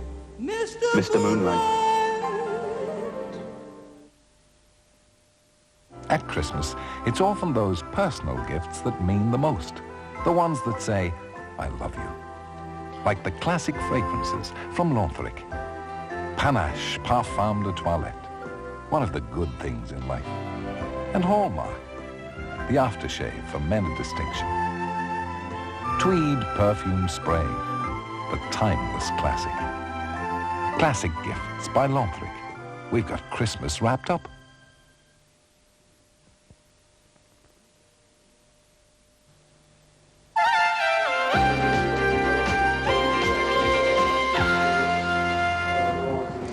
And you rejoin us just as they jump the first hurdle in this 2.5-mile race, with Sheer Nectar starting the 11-4 favourite and Darker John up there in front. Sharing the lead with Sheer Nectar in second on the inside. Specky Four Eyes in the wide with the Star Jacket races third. Sharing forward Tivy, and then just in behind that is Lottie's Fury, followed by Norton Warrior, and they take the second. Well covered behind that, and then comes Green Steps, and Tajio and Christmas Holly is held up. If you back Christmas Holly and Green Steps, the colours are going to look very similar indeed, both in black and white, both towards the rear. But the field is very closely grouped indeed as they come down towards the third, and as they do so, it's Dark Or John that just has the call over Specky Four Eyes on the inside of Sheer Nectar and Tivian. A length back to Lottie's Fury, Lad Insane and Norton Warrior. Then stretched across the track are Green Steps, well covered, Tajio and Johnson's Glory. Just behind that is Christmas Holly, and the back marker is Stumble, about 8 lengths off the leader, which is Dark Or John, as they pass the post and make their way out into the country. So the SPs are Sheer Nectar at 11-4, Norton Warrior at 5-1, Christmas Holly at 7-1 and 8-1 bar. And that bar price includes Dark Or John, with Specky Four Eyes on the inside of it and Sheer Nectar on the outside of that. Tivian touches down in 4 and Lottie's Fury 5, and Tajio taking a keen hold, the jockey Nigel Hawke in the gold-coloured cap of owner-trader Martin Tate. That's mid-division. Stumble is on the right of the group in the red and white quarters. That's the back marker, but the pace quite a sedate one as they take the next flight of hurdles. Is the 5th, and on the outside Johnson's Glory, just a little bit of a mistake, but it's Specky Four Eyes that's come through on the inside of Dark Or John as they make their way down towards the 6th, and it's Specky Four Eyes and Dark Or John, and on the outside Sheer Nectar in the blue with a red disc. These are followed by Norton Warrior, and then comes Lottie's Fury as they take the next, and Lottie's Fury on the inside, mid-division. Tivian just being niggled along. Green Steps going well in behind it, so too is Christmas Holly. That's a horse with a noseband in the black and white half jacket. Finishes well, does Christmas Holly. Just over 1.25 miles to go, and it's Specky Four Eyes, the leader. From Sheer Nectar and Dark Or John, and then comes Lottie's Fury and Tajio and Norton Warrior, followed by Johnson's Glory on the outside. These are followed by Tivian and Well Covered and Green Steps and Stumble, Christmas Holly. They're all closely grouped as they continue their journey down the far side of the track. Sheer Nectar on the outside of Specky Four Eyes share the lead. Darko John races third. Taggio pulls through into 4, with Lotta's Fury touching down in 5. Norton Warrior wide is 6. Green Steps getting close to 7. Tivian pushed along 8. Christmas Holly poised to challenge 9. Just in behind that, Aladdin Sane, and Tivian just stumbled there as they begin the turn out of the backstretch, and Well Covered is the only one that's finding the pace just a bit hot, but it's still no more than 10 lengths off the leader as they continue their journey. Sheer Nectar and Specky Four Eyes by a couple of lengths to Taggio, who's come through into third, and Christmas Holly, and then comes Darko John, and on the outside Johnson's Glory racing wide with Norton Warrior. They start the turn in, they race down towards the third last, and Taggio in the gold-coloured cap comes through to share the lead with Sheer Nectar, with Specky Four Eyes on the inner, and it really is an open race. 2.5 miles the trip, they've got half a mile left to go, and they come down towards the 8th flight of hurdles. 3 out this, and it's Taggio and Sheer Nectar, little to choose between the two, and Specky Four Eyes and Lotta's Fury, and finishing fast on the outside is Johnson's Glory as they come down towards the second last, and it's Taggio and Sheer Nectar and Christmas Holly and Johnson's Glory and Specky Four Eyes and Lotta's Fury, and Green Step starts a forward move. Norton Warrior being ridden along. 2 out this, and as they come to it, it was Johnson's Glory on the stand side. Johnson's Glory from Taggio, 1 pace. Here comes Norton Warrior, the grey. Christmas Holly coming with a run. Specky Four Eyes, Green Steps. Sheer Nectar isn't out of it. The only one that won't be winning is Darko John and Tivian as they come down towards the last. And Christmas Holly, the horse with the noseband, has the edge over Johnson's Glory in the bright orange jacket. This is the last. Christmas Holly leads, will stay, but Green Steps is finishing fast in black and white colours. Christmas Holly just has the edge. Norton Warrior as they race up towards the line. It's going to be Christmas Holly who holds on. Christmas Holly the winner. Norton Warrior second. It's a photo third. Specky Four Eyes and Green Steps in that photo. Then Johnson's Glory and Taggio, and behind that one came Lotta's Fury, followed by Well Covered and Sheer Nectar. A disappointing run by that, but it beat Aladdin Sane and Tivian and Darko John and Stumble. And so the result of this YEB and Creeder Economy 7 handicap hurdle, it's a win for number 6, Christmas Holly, by Mr. R.S. Wood, trained at Saltburn by the Sea by Mary Reevely. There it is, ridden by Peter Niven. Peter enjoying a very successful season indeed. Well ridden on Christmas Holly, the 7-1 chance. Second was number 2, Norton Warrior. Plugged on very gamely indeed from the last, under the big weight of 11 stone 11, less the £7 allowance for Russell Garrity, and it's officially a photo for third, a photo between Specky Four Eyes up there early and rallied on the run-in, just depriving Green Steps, I think, of third place. But the judge has called for a photo between those two. And there, Specky Four Eyes in the pale colours, just third on our evidence. Green Holly in fourth, and Johnson's Glory, that was shared the lead over the last, dropped away to be fifth. But coming to the second last, it was all to play for, and at this stage, Christmas Holly, the horse with the noseband in the middle of the picture, was up there. But at this stage, Johnson's Glory on the stand side came there looking all over a winner. It's true that Christmas Glory is going well the other side of Taggio out in the middle with Sheer Nectar over on the far side. But I must say at this stage, I thought Johnson's Glory was going to win. Nevertheless, Christmas Glory in the white noseband in the middle is the one who finds the extra. I should think the handicapper's sitting very pleased with himself. Any one of 8 horses could win this race. I think that Christmas Holly put in a bloody good, very good performance here. And the horse just on this size, Johnson's Glory, I think it's blown up, John. I don't know what you think. He's gone there looking all over the winner, just going to the last. You'd have laid odds on him at the second last. Yeah, he's got his ears pricked there. And look over to Norton Warrior there, 11-11. Russell Garrity taking the £7 off of his back. And he's been under strong pressure for the last mile. And Peter Niven on the winner, given that horse a very good ride indeed. Specky Four Eyes and Green Step over on the far side, but Specky Four Eyes takes third in the end, but absolutely no doubt about Christmas Glory's position first place. And with us now, a happy owner, Stuart Wood, who's had a lot of success with this family. There's all sorts of hollies, aren't there? Yorkshire hollies and Christmas holly. Keep breeding them on and on, you know. From your... I mean, is this the first generation or second generation, this lot? This one is the third one. Third one, right. Third one she bred. And a horse who clearly likes this distance, Stuart. Yeah, I think he's better over 2.5 myself. And We grumble sometimes at Peter, but he's a good jockey. Yeah, well, You know,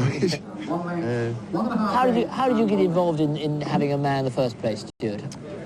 well, it's a long story. I'll cut it short. We've got a few bit of time. Yeah, my father died and left me with a few horses, and they were never much good. And so we were 3 years without anything, I think. And then we went to Doncaster sales, racing, and bought this mare, this yearling. And old Ernie Davy, Mr. Davy, said, buy one, buy Doon. He says, because it's a good breed. When Ken Whitehead had a good horse by Doon, went on to win a lot of races. And so I missed one or two by Doon, and then this one came in, and the auctioneer said, this wonderfully bred filly, you know, going at 280 guineas, and I don't think he had a man, and I just went once and got it. 280? Yeah. But you back your own judgment a bit too. Did you have a 2-year-old? You backed at about $1 million to 1 for the Jim Crack Stakes. No, we've got a yearling. A yearling? A yearling, which we think a lot about, by Muffridge, out of this mare, Ollie Doon, and we're riding him away nicely now. And you backed him for the Jim Cracks, all right? Yes, with the local bookie. What sort of price do you? 2,000 to 1. He maybe never land the course, like, but be very nice if we did. What's he called? Can you tell Channel 4? Well, I haven't named him yet. Oh. We're just about to name him. Dancing Holly, we're hoping. Dancing Holly, yeah. Because he goes back to Northern Dancer. Norrie F and Northern Dancer. Oh, brilliant. That's the best bloodline we've ever had, you see. OK, Stuart. Thank you very much. Here's the SP. Thank you very much. And here's the starting prices. First, number 6, Christmas Holly, returned at 7 to 1. Second, number 2, Norton Warrior, 5 to 1.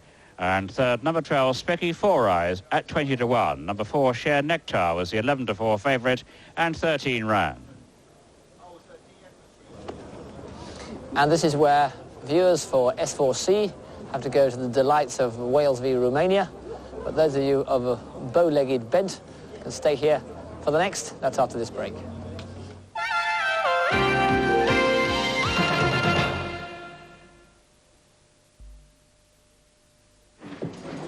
And now, monsieur, the sliced Bolivian crab with devil truffles and a bit of Tahitian seaweed.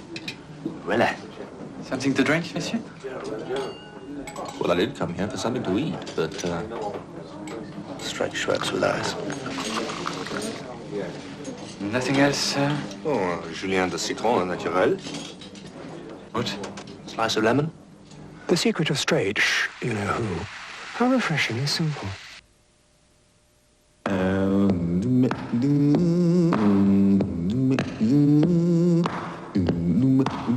Well, baby, I'm thinking about your chocolate. Well, baby, I'm thinking about your taste. Well, baby, I'm thinking about your chocolate. Thinking about your taste.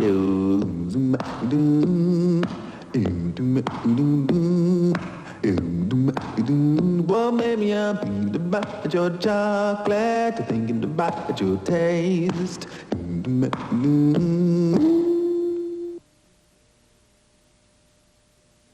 Consider the plight of the woodpecker. No sooner had the miracle of evolution given him the ability to do this, when along comes the Bosch cordless drill and does this. Century after century of patient pecking, only to be outpecked by a machine. But is he downhearted? Has he let this agile little upstart finally get to him? Yes, I think he has. The Bosch cordless drill. Versatility is the nature of the beast. No matter what kind of home you live in, you can benefit from a remarkably efficient invention. A home heating system that's flexible enough to meet your needs exactly, yet can cost as little as £597 for a one-bedroom flat. It's a heating system that makes the most of less than half-price electricity to give you continuous, controllable warmth and a whole tank full of piping hot water. This system works only on electricity.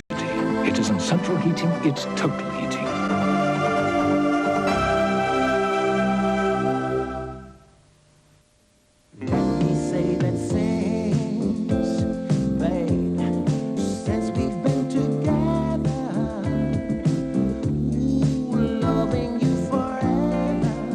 Is what I need. Let me be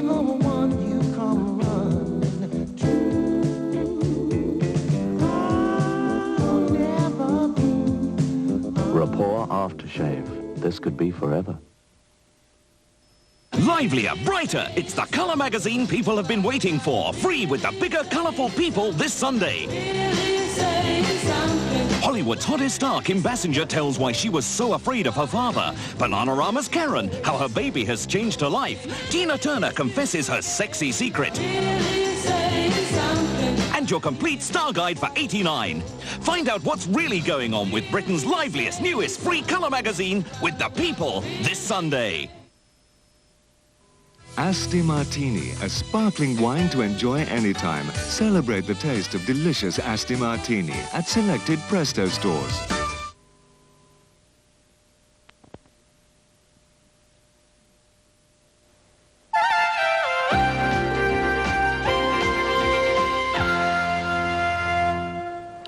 Welcome back, and here's the tape return at Doncaster in the 2 o'clock. The winner, Christmas Holly, returned $5.60 for the win and $2.20 for the place. The other place is $2.90 and £3.50. The dual forecast came to £14 and 10 pence and 13 rand. At Cheltenham, the 155 won by number 3, Pegwell Bay at 7-2. Second, number 1, Bay Ranger, 100-30 favourite. And third, number 5, Oregon Trail at 20-1 and 10 rand. Lingfield 145, first number 1 Bob Tisdall 11-2, second number 4 Smart Tar 13-2, and third number 2 Aquilifer, the 6-4 favourite, and 10 rand. Finally Toaster 145, first number 2 Ultra Fan 13-8 favourite, second number 4 Jim Bowie 3-1, and third number 9 Daunting Prospect returned at 20-1 on runners numbers 1, 5 and 6 and 7 rand. The Doncaster Authority have run the racecourse here since the days of the first Queen Elizabeth, but now there's a threat to privatise it. So I've got Councillor Ron Gillies with me. He's the Mayor of Doncaster, he's the Chairman of the racecourse. What is the position? Well, the position is that Colin Monaghan, the Sports Minister, has sent papers to our privatisation people at the Council saying that we've got to submit in writing reasons why the management of Doncaster Racecourse shouldn't be privatised. Well, I'll act as devil's advocate, and what many people are saying is, what on earth are you doing running a racecourse? Surely a council's job is sweeping the streets, looking after the police, the social services, building roads. Why are you running a racecourse? Well, that might be your view of it, and by your antecedents from the south of England, I would imagine you don't have much knowledge of local authority. The thing about Doncaster is we've run the Ledger here for 212 years. It's extremely well run. It's not on any money at all from the rate.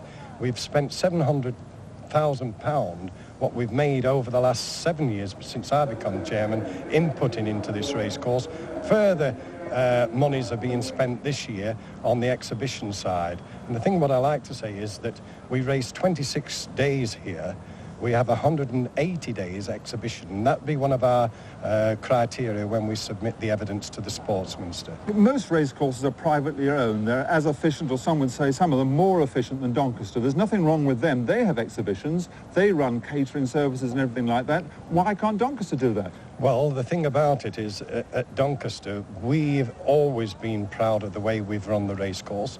If the Sports Minister is picking out council-owned courses, why doesn't he pick the 3 United race courses that under the auspices of the Levy Board, who I understand Levy Board own Sandown, Kempton and Sandown, Kempton and Epsom. But there's certainly problems at Epsom, of course, because the land there's a trust for the land for 999 years and that sort of thing. There are courses, of course, run by councils like Yarmouth and Worcester, and others are in trust. But the point that many people make is, you don't run betting shops, you don't run bingo halls, you don't run butchers. Why racecourses? There's no point in a council running a racecourse when private individuals can do it on a profit or loss basis. Can they do it better? I doubt it. We were the first ones in controlling the way that racecourses were allowing the people excessive beer. We were the first to have dual use. You're not telling me that people in the Jockey Club have got more ability than what we've got? Not the Jockey Club, but private owners. All private owners. But you're not saying Doncaster's the best racecourse in the country. That's nonsense. You can't say it the best in the country, surely. Of course I am. How many times have you won the Racecourse of the Year award? We've won it once. But then again, if you see our submission to the Jockey Club regarding aspects of racing, regarding the Ledger and the Derby, the criteria they set differently there, the difference in pattern races that we get as a Grade 1 course compared with others.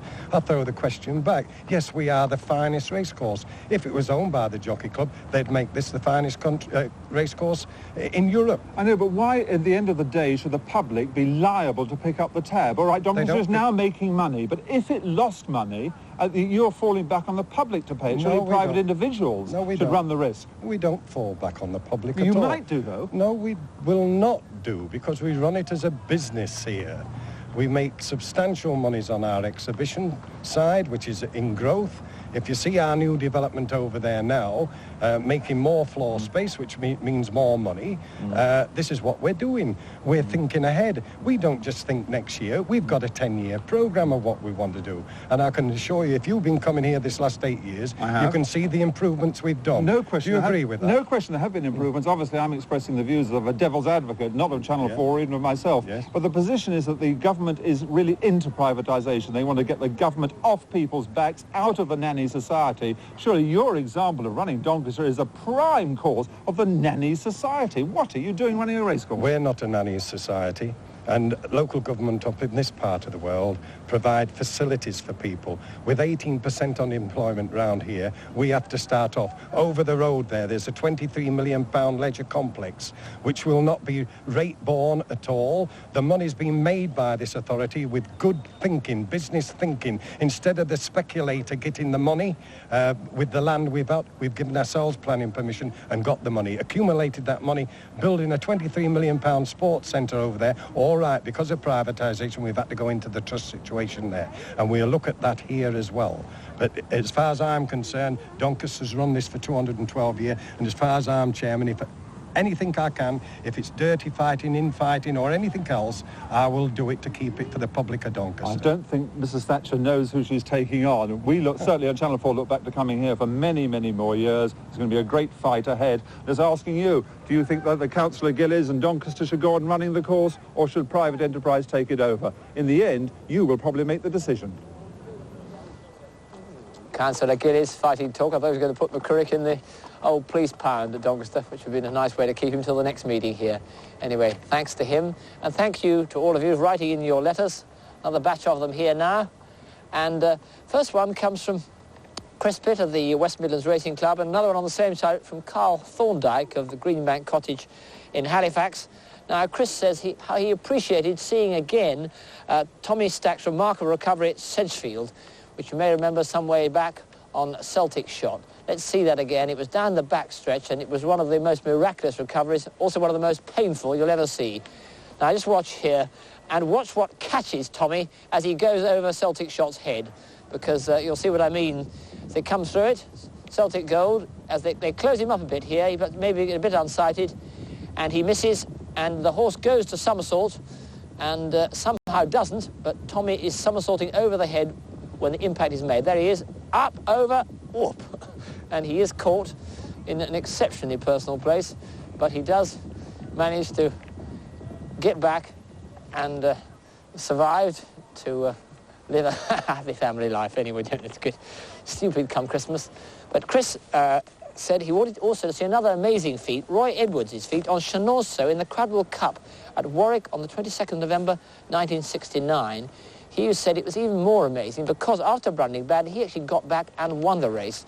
It's the same that Carl Thorndyke of Halifax also asked for the same race. It certainly made an impression. Let's go back to 1969, the Cradwell Cup, and Roy Edwards in front. Roy always rode with, just get right up the neck, really close to his horse though. And as Chenonceau comes to the fence, he completely misses and he completely collapses on the other side. Now watch this. He comes in, Roy goes to ask, he misses, down he goes, collapses.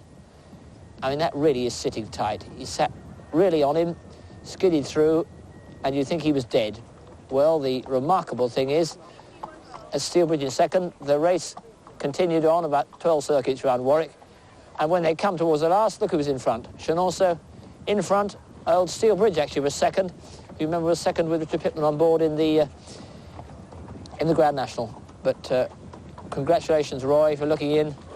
It certainly showed how well you did it. And with that tribute to the past, news now from the present at Lingfield. SP the 215, won by number 10, Barry Ha at 12-1. Second, number 6, Fleet Commander, 9-4 favourite. And third, number 8, the Yomper at 7-1, 11 run.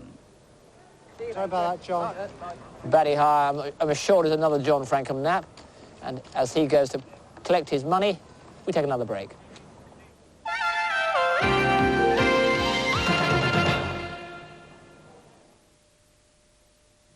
These are the two best-known types of drink with the word sherry on the label. One of them is made naturally from the juice of freshly pressed grapes. The other one isn't. One of them, by law, has to be allowed to mature in the wood for a minimum of 3 years. The other one doesn't. And only one of them has been made the same way for hundreds of years in the district of Jerez de la Frontera in Andalusia. The other one hasn't. One of them has the word sherry, produce of Spain, on the label. The other most certainly does not. So now you know how to tell the difference before you taste it. Real sherry comes only from Spain.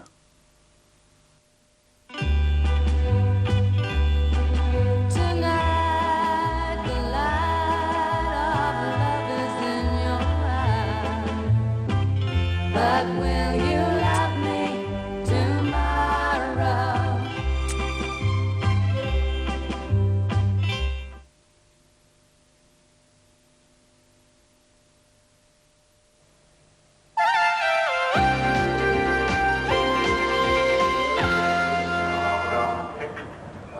And back here, it's welcome to the best race of the day, a real crackerjack novice chase. There may only be 4 runners, but 3 of them are really outstandingly promising novices.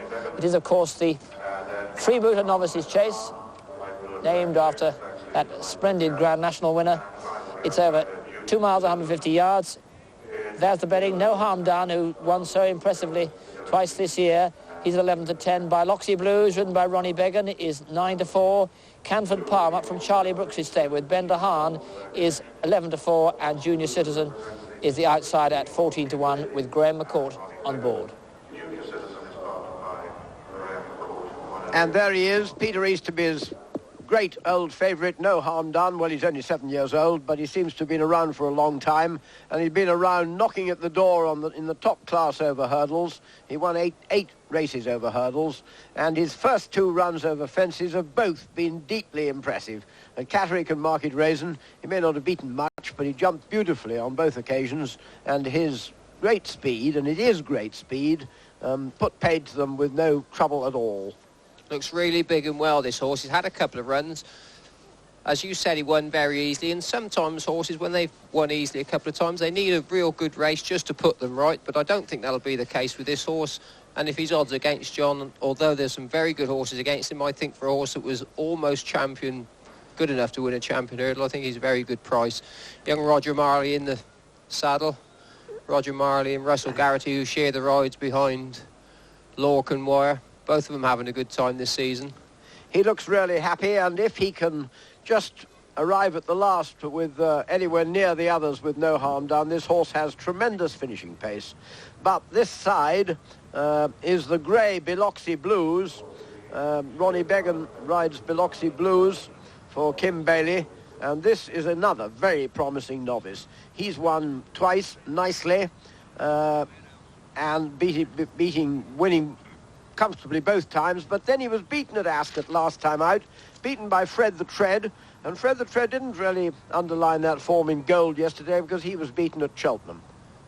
He's actually had a run since that Ascot form, John. He just had the 1 run, and Ronnie Began, in fact, had his first ride back after coming back from an injury. That was at Nottingham. I think it's just sort of confidence restore, very small race. And just this side's Canford Palm. Ben DeHaan having a ride for Charlie Brooks. Ben doesn't get anywhere near the opportunities that he ought to. And Canford Palm, John, I don't know if you saw him win at Kempton earlier. It's very, very impressive. I did indeed. He beat Vickers Landing, who we've seen win very easily here this afternoon. And Charlie Brooks was very interesting after that race because apparently at the start of last season Charlie, reckoned that Mr. Winter had two really promising horses in the yard.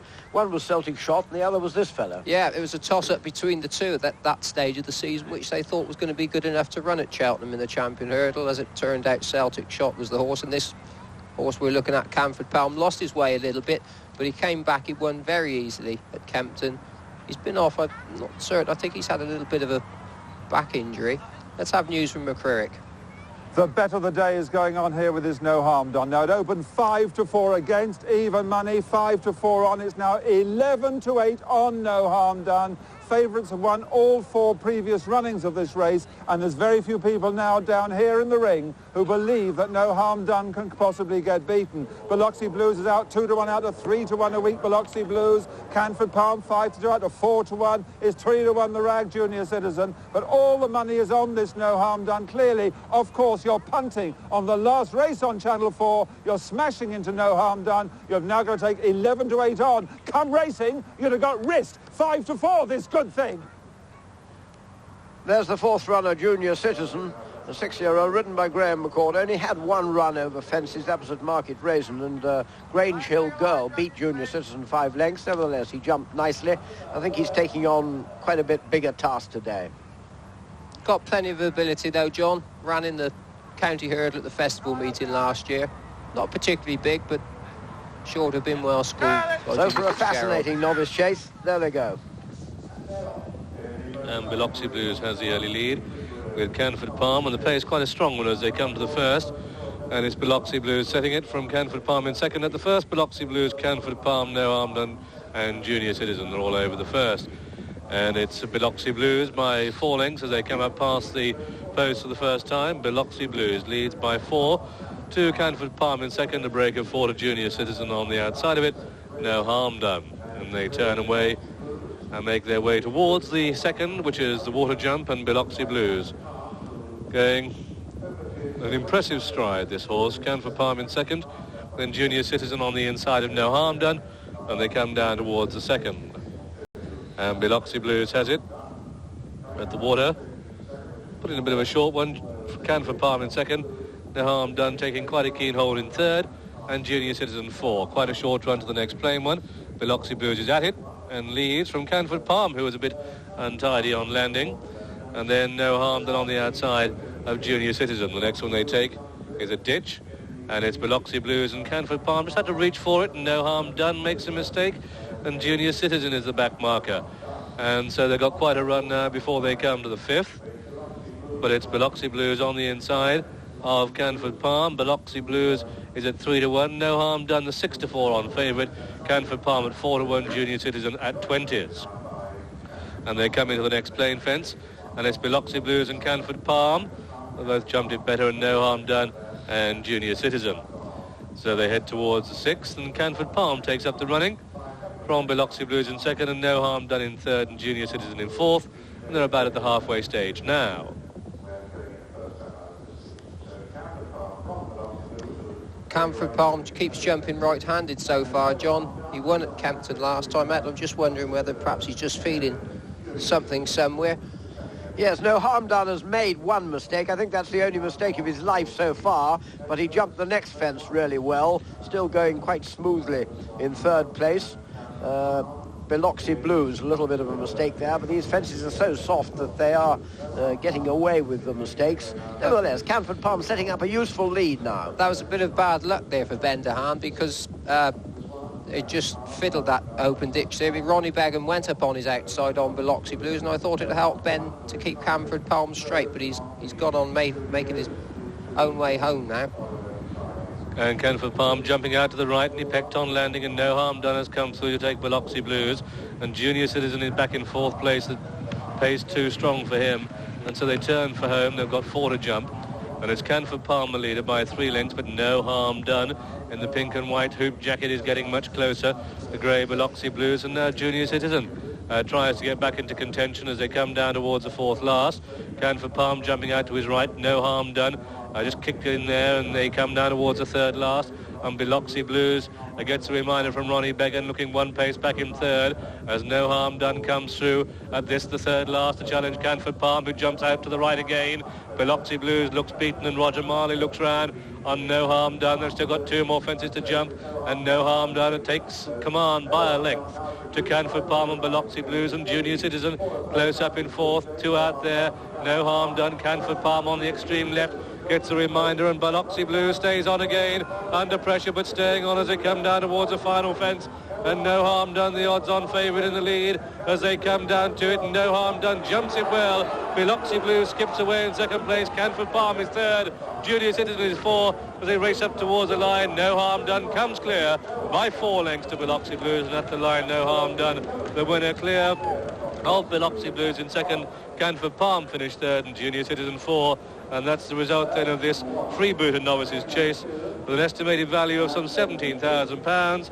The winner is number 1, No Harm Done, in the colours of Ulsterby Farms Limited, trainer Moulton by Peter Easterby and ridden by Roger Marley, his 14th winner of the season. Second, number 2, Biloxi Blues, stayed on very well indeed. I thought the distress signs were out on him as they turned for home. And good afternoon to you, Roger.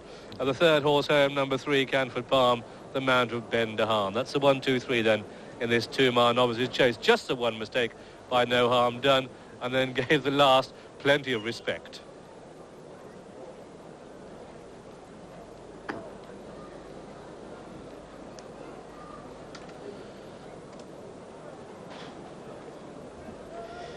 You just can't afford to jump out to the right on a left-hand course like this, and Canford Palm has given away whatever chance he may have had.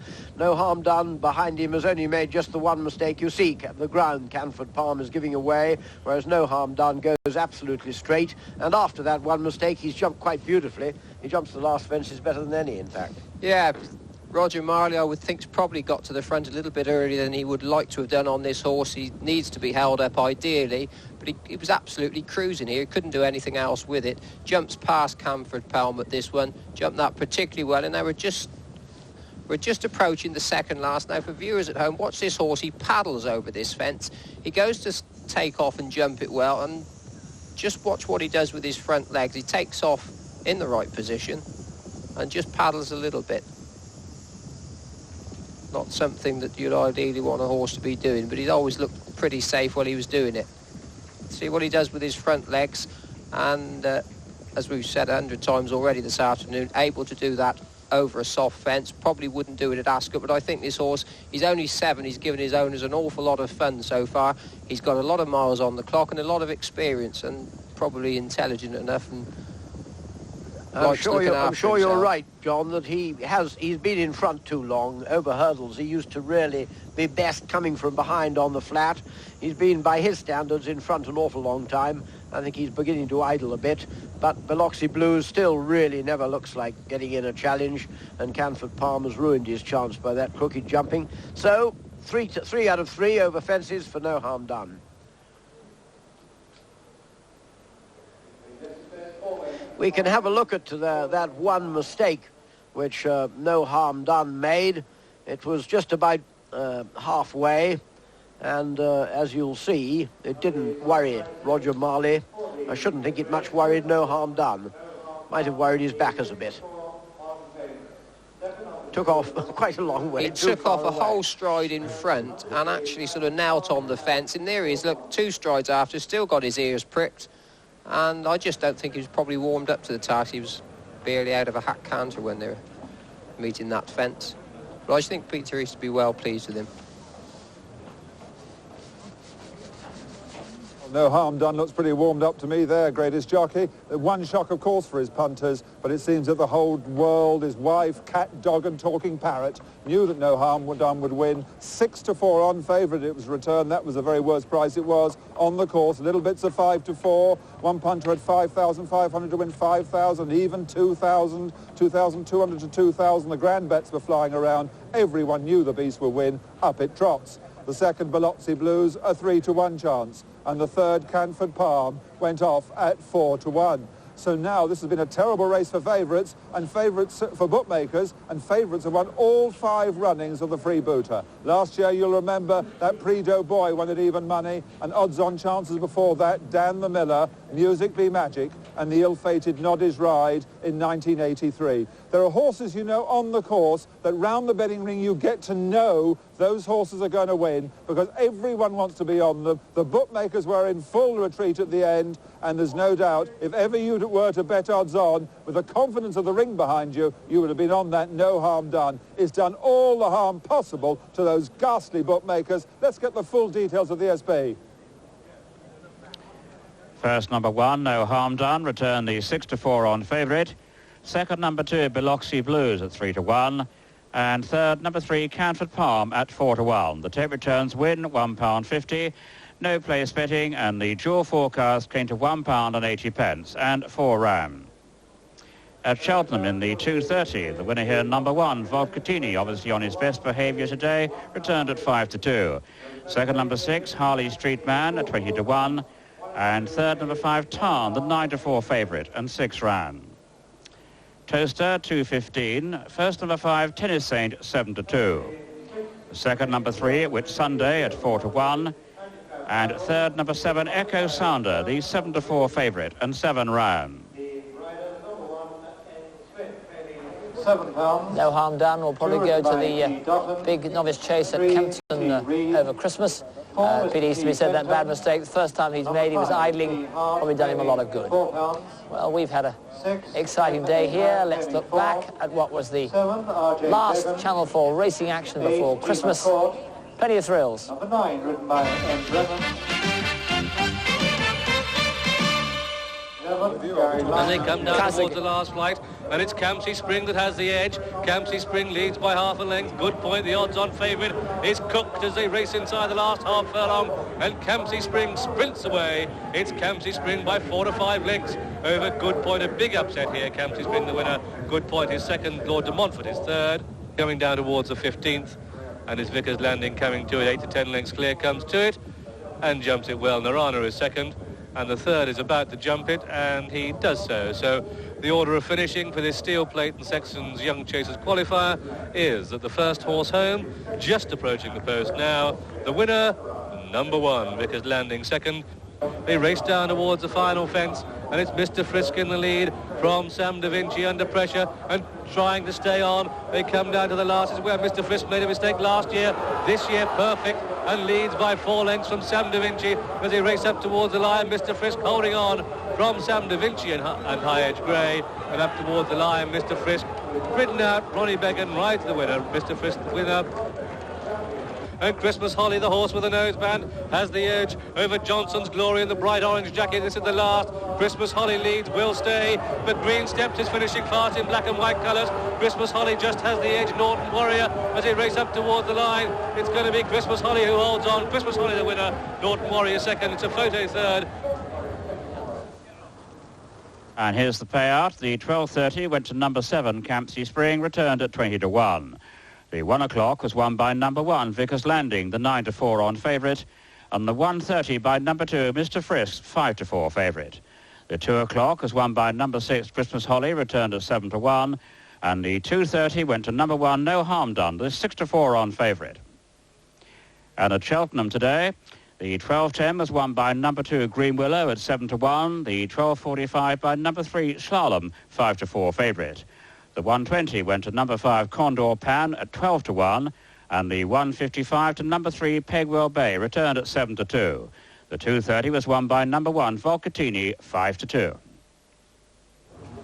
And plenty of news from Cheltenham. Their first race started with a broken blood vessel for the favourite, like it did here. Decided was that. Green Willow ran away before the start, ran away in the race, and ran away with the race. The second race, Slalom, was so impressive winning that he has a 14-1 quote for the Gold Cup itself. Runs at Kempton over Christmas. In the big race, Pegwell Bay held on too strongly for Bow Ranger, and Bow Ranger may run in the black and white chase at Leopardstown over Christmas time. You saw Vodcatini made up for last week's debacles. And in the big hurdle there, a Condor Pan was the first Cheltenham winner for 20-year-old Charlie Swan, having his first ride for Jim Bolger.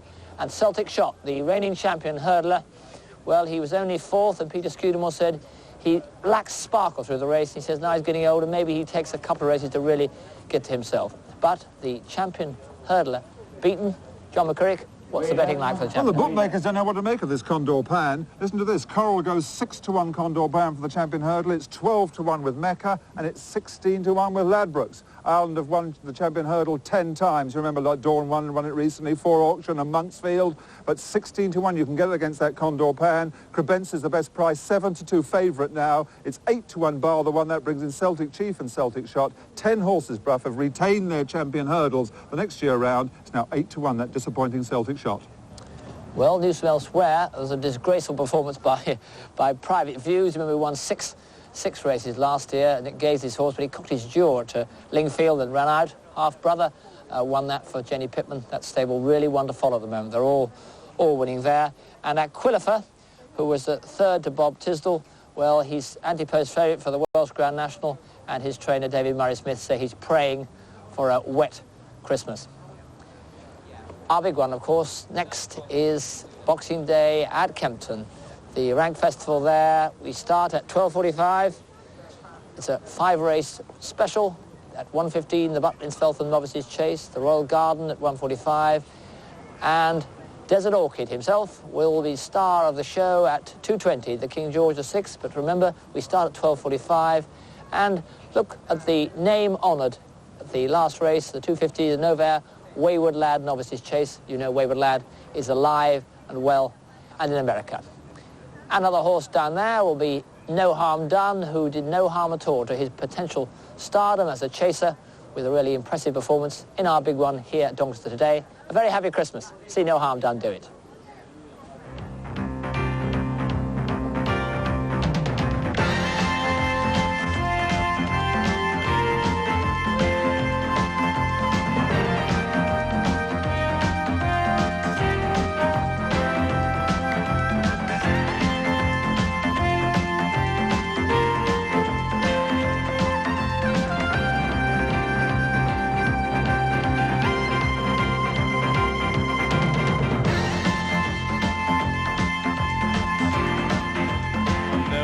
They've still got 2 more fences to jump, and No Harm Done. It takes command by a length to Canford Palm and Biloxi Blues and Junior Citizen close up in 4th. 2 out there. No Harm Done. Canford Palm on the extreme left gets a reminder, and Biloxi Blues stays on again under pressure, but staying on as they come down towards the final fence.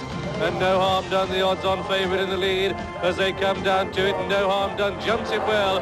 Biloxi Blue skips away in 2nd place. Canford Palm is 3rd. Junior Citizen is 4th as they race up towards the line. No Harm Done comes clear by 4 lengths to Biloxi Blues, and that's the line. No Harm Done, the winner clear.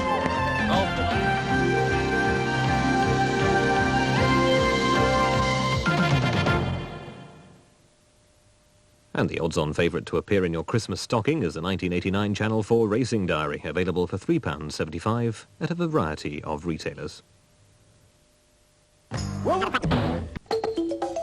In the Disney Club this Sunday, a couple of gladiators, a classic goofy cartoon, and we go bonkers. Now get in there and bust them bad guys! Everybody ready?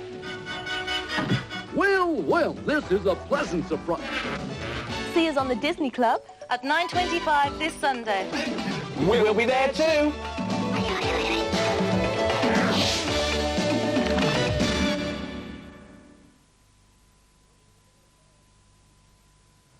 All the latest pop videos and Sisters of Mercy in the Video Vault in the ITV Chart Show next. It's rather hard to say what makes bird's eye fish cuisine so delicious. Especially with your mouth full. If stale bread makes the perfect bread and butter pudding, you could be in for a bit of a wait with a Warburton's loaf.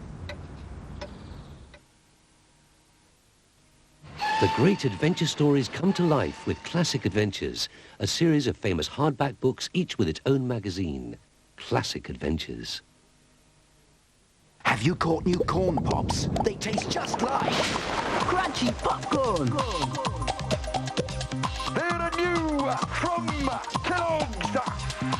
The great taste of crunchy popcorn. They're from Kellogg's. Corn pops, corn pops, corn pops. They're great. part of this nutritious breakfast. Just like crunchy popcorn. You gotta catch new corn pops. ITV tonight at 5:40. All new Baywatch, and there's danger on the beach. Let the lifeguard go and no one will hurt you. It's my beach, pal. I'm in charge here. Who guards the lifeguards? All new Baywatch tonight 5:40 on ITV.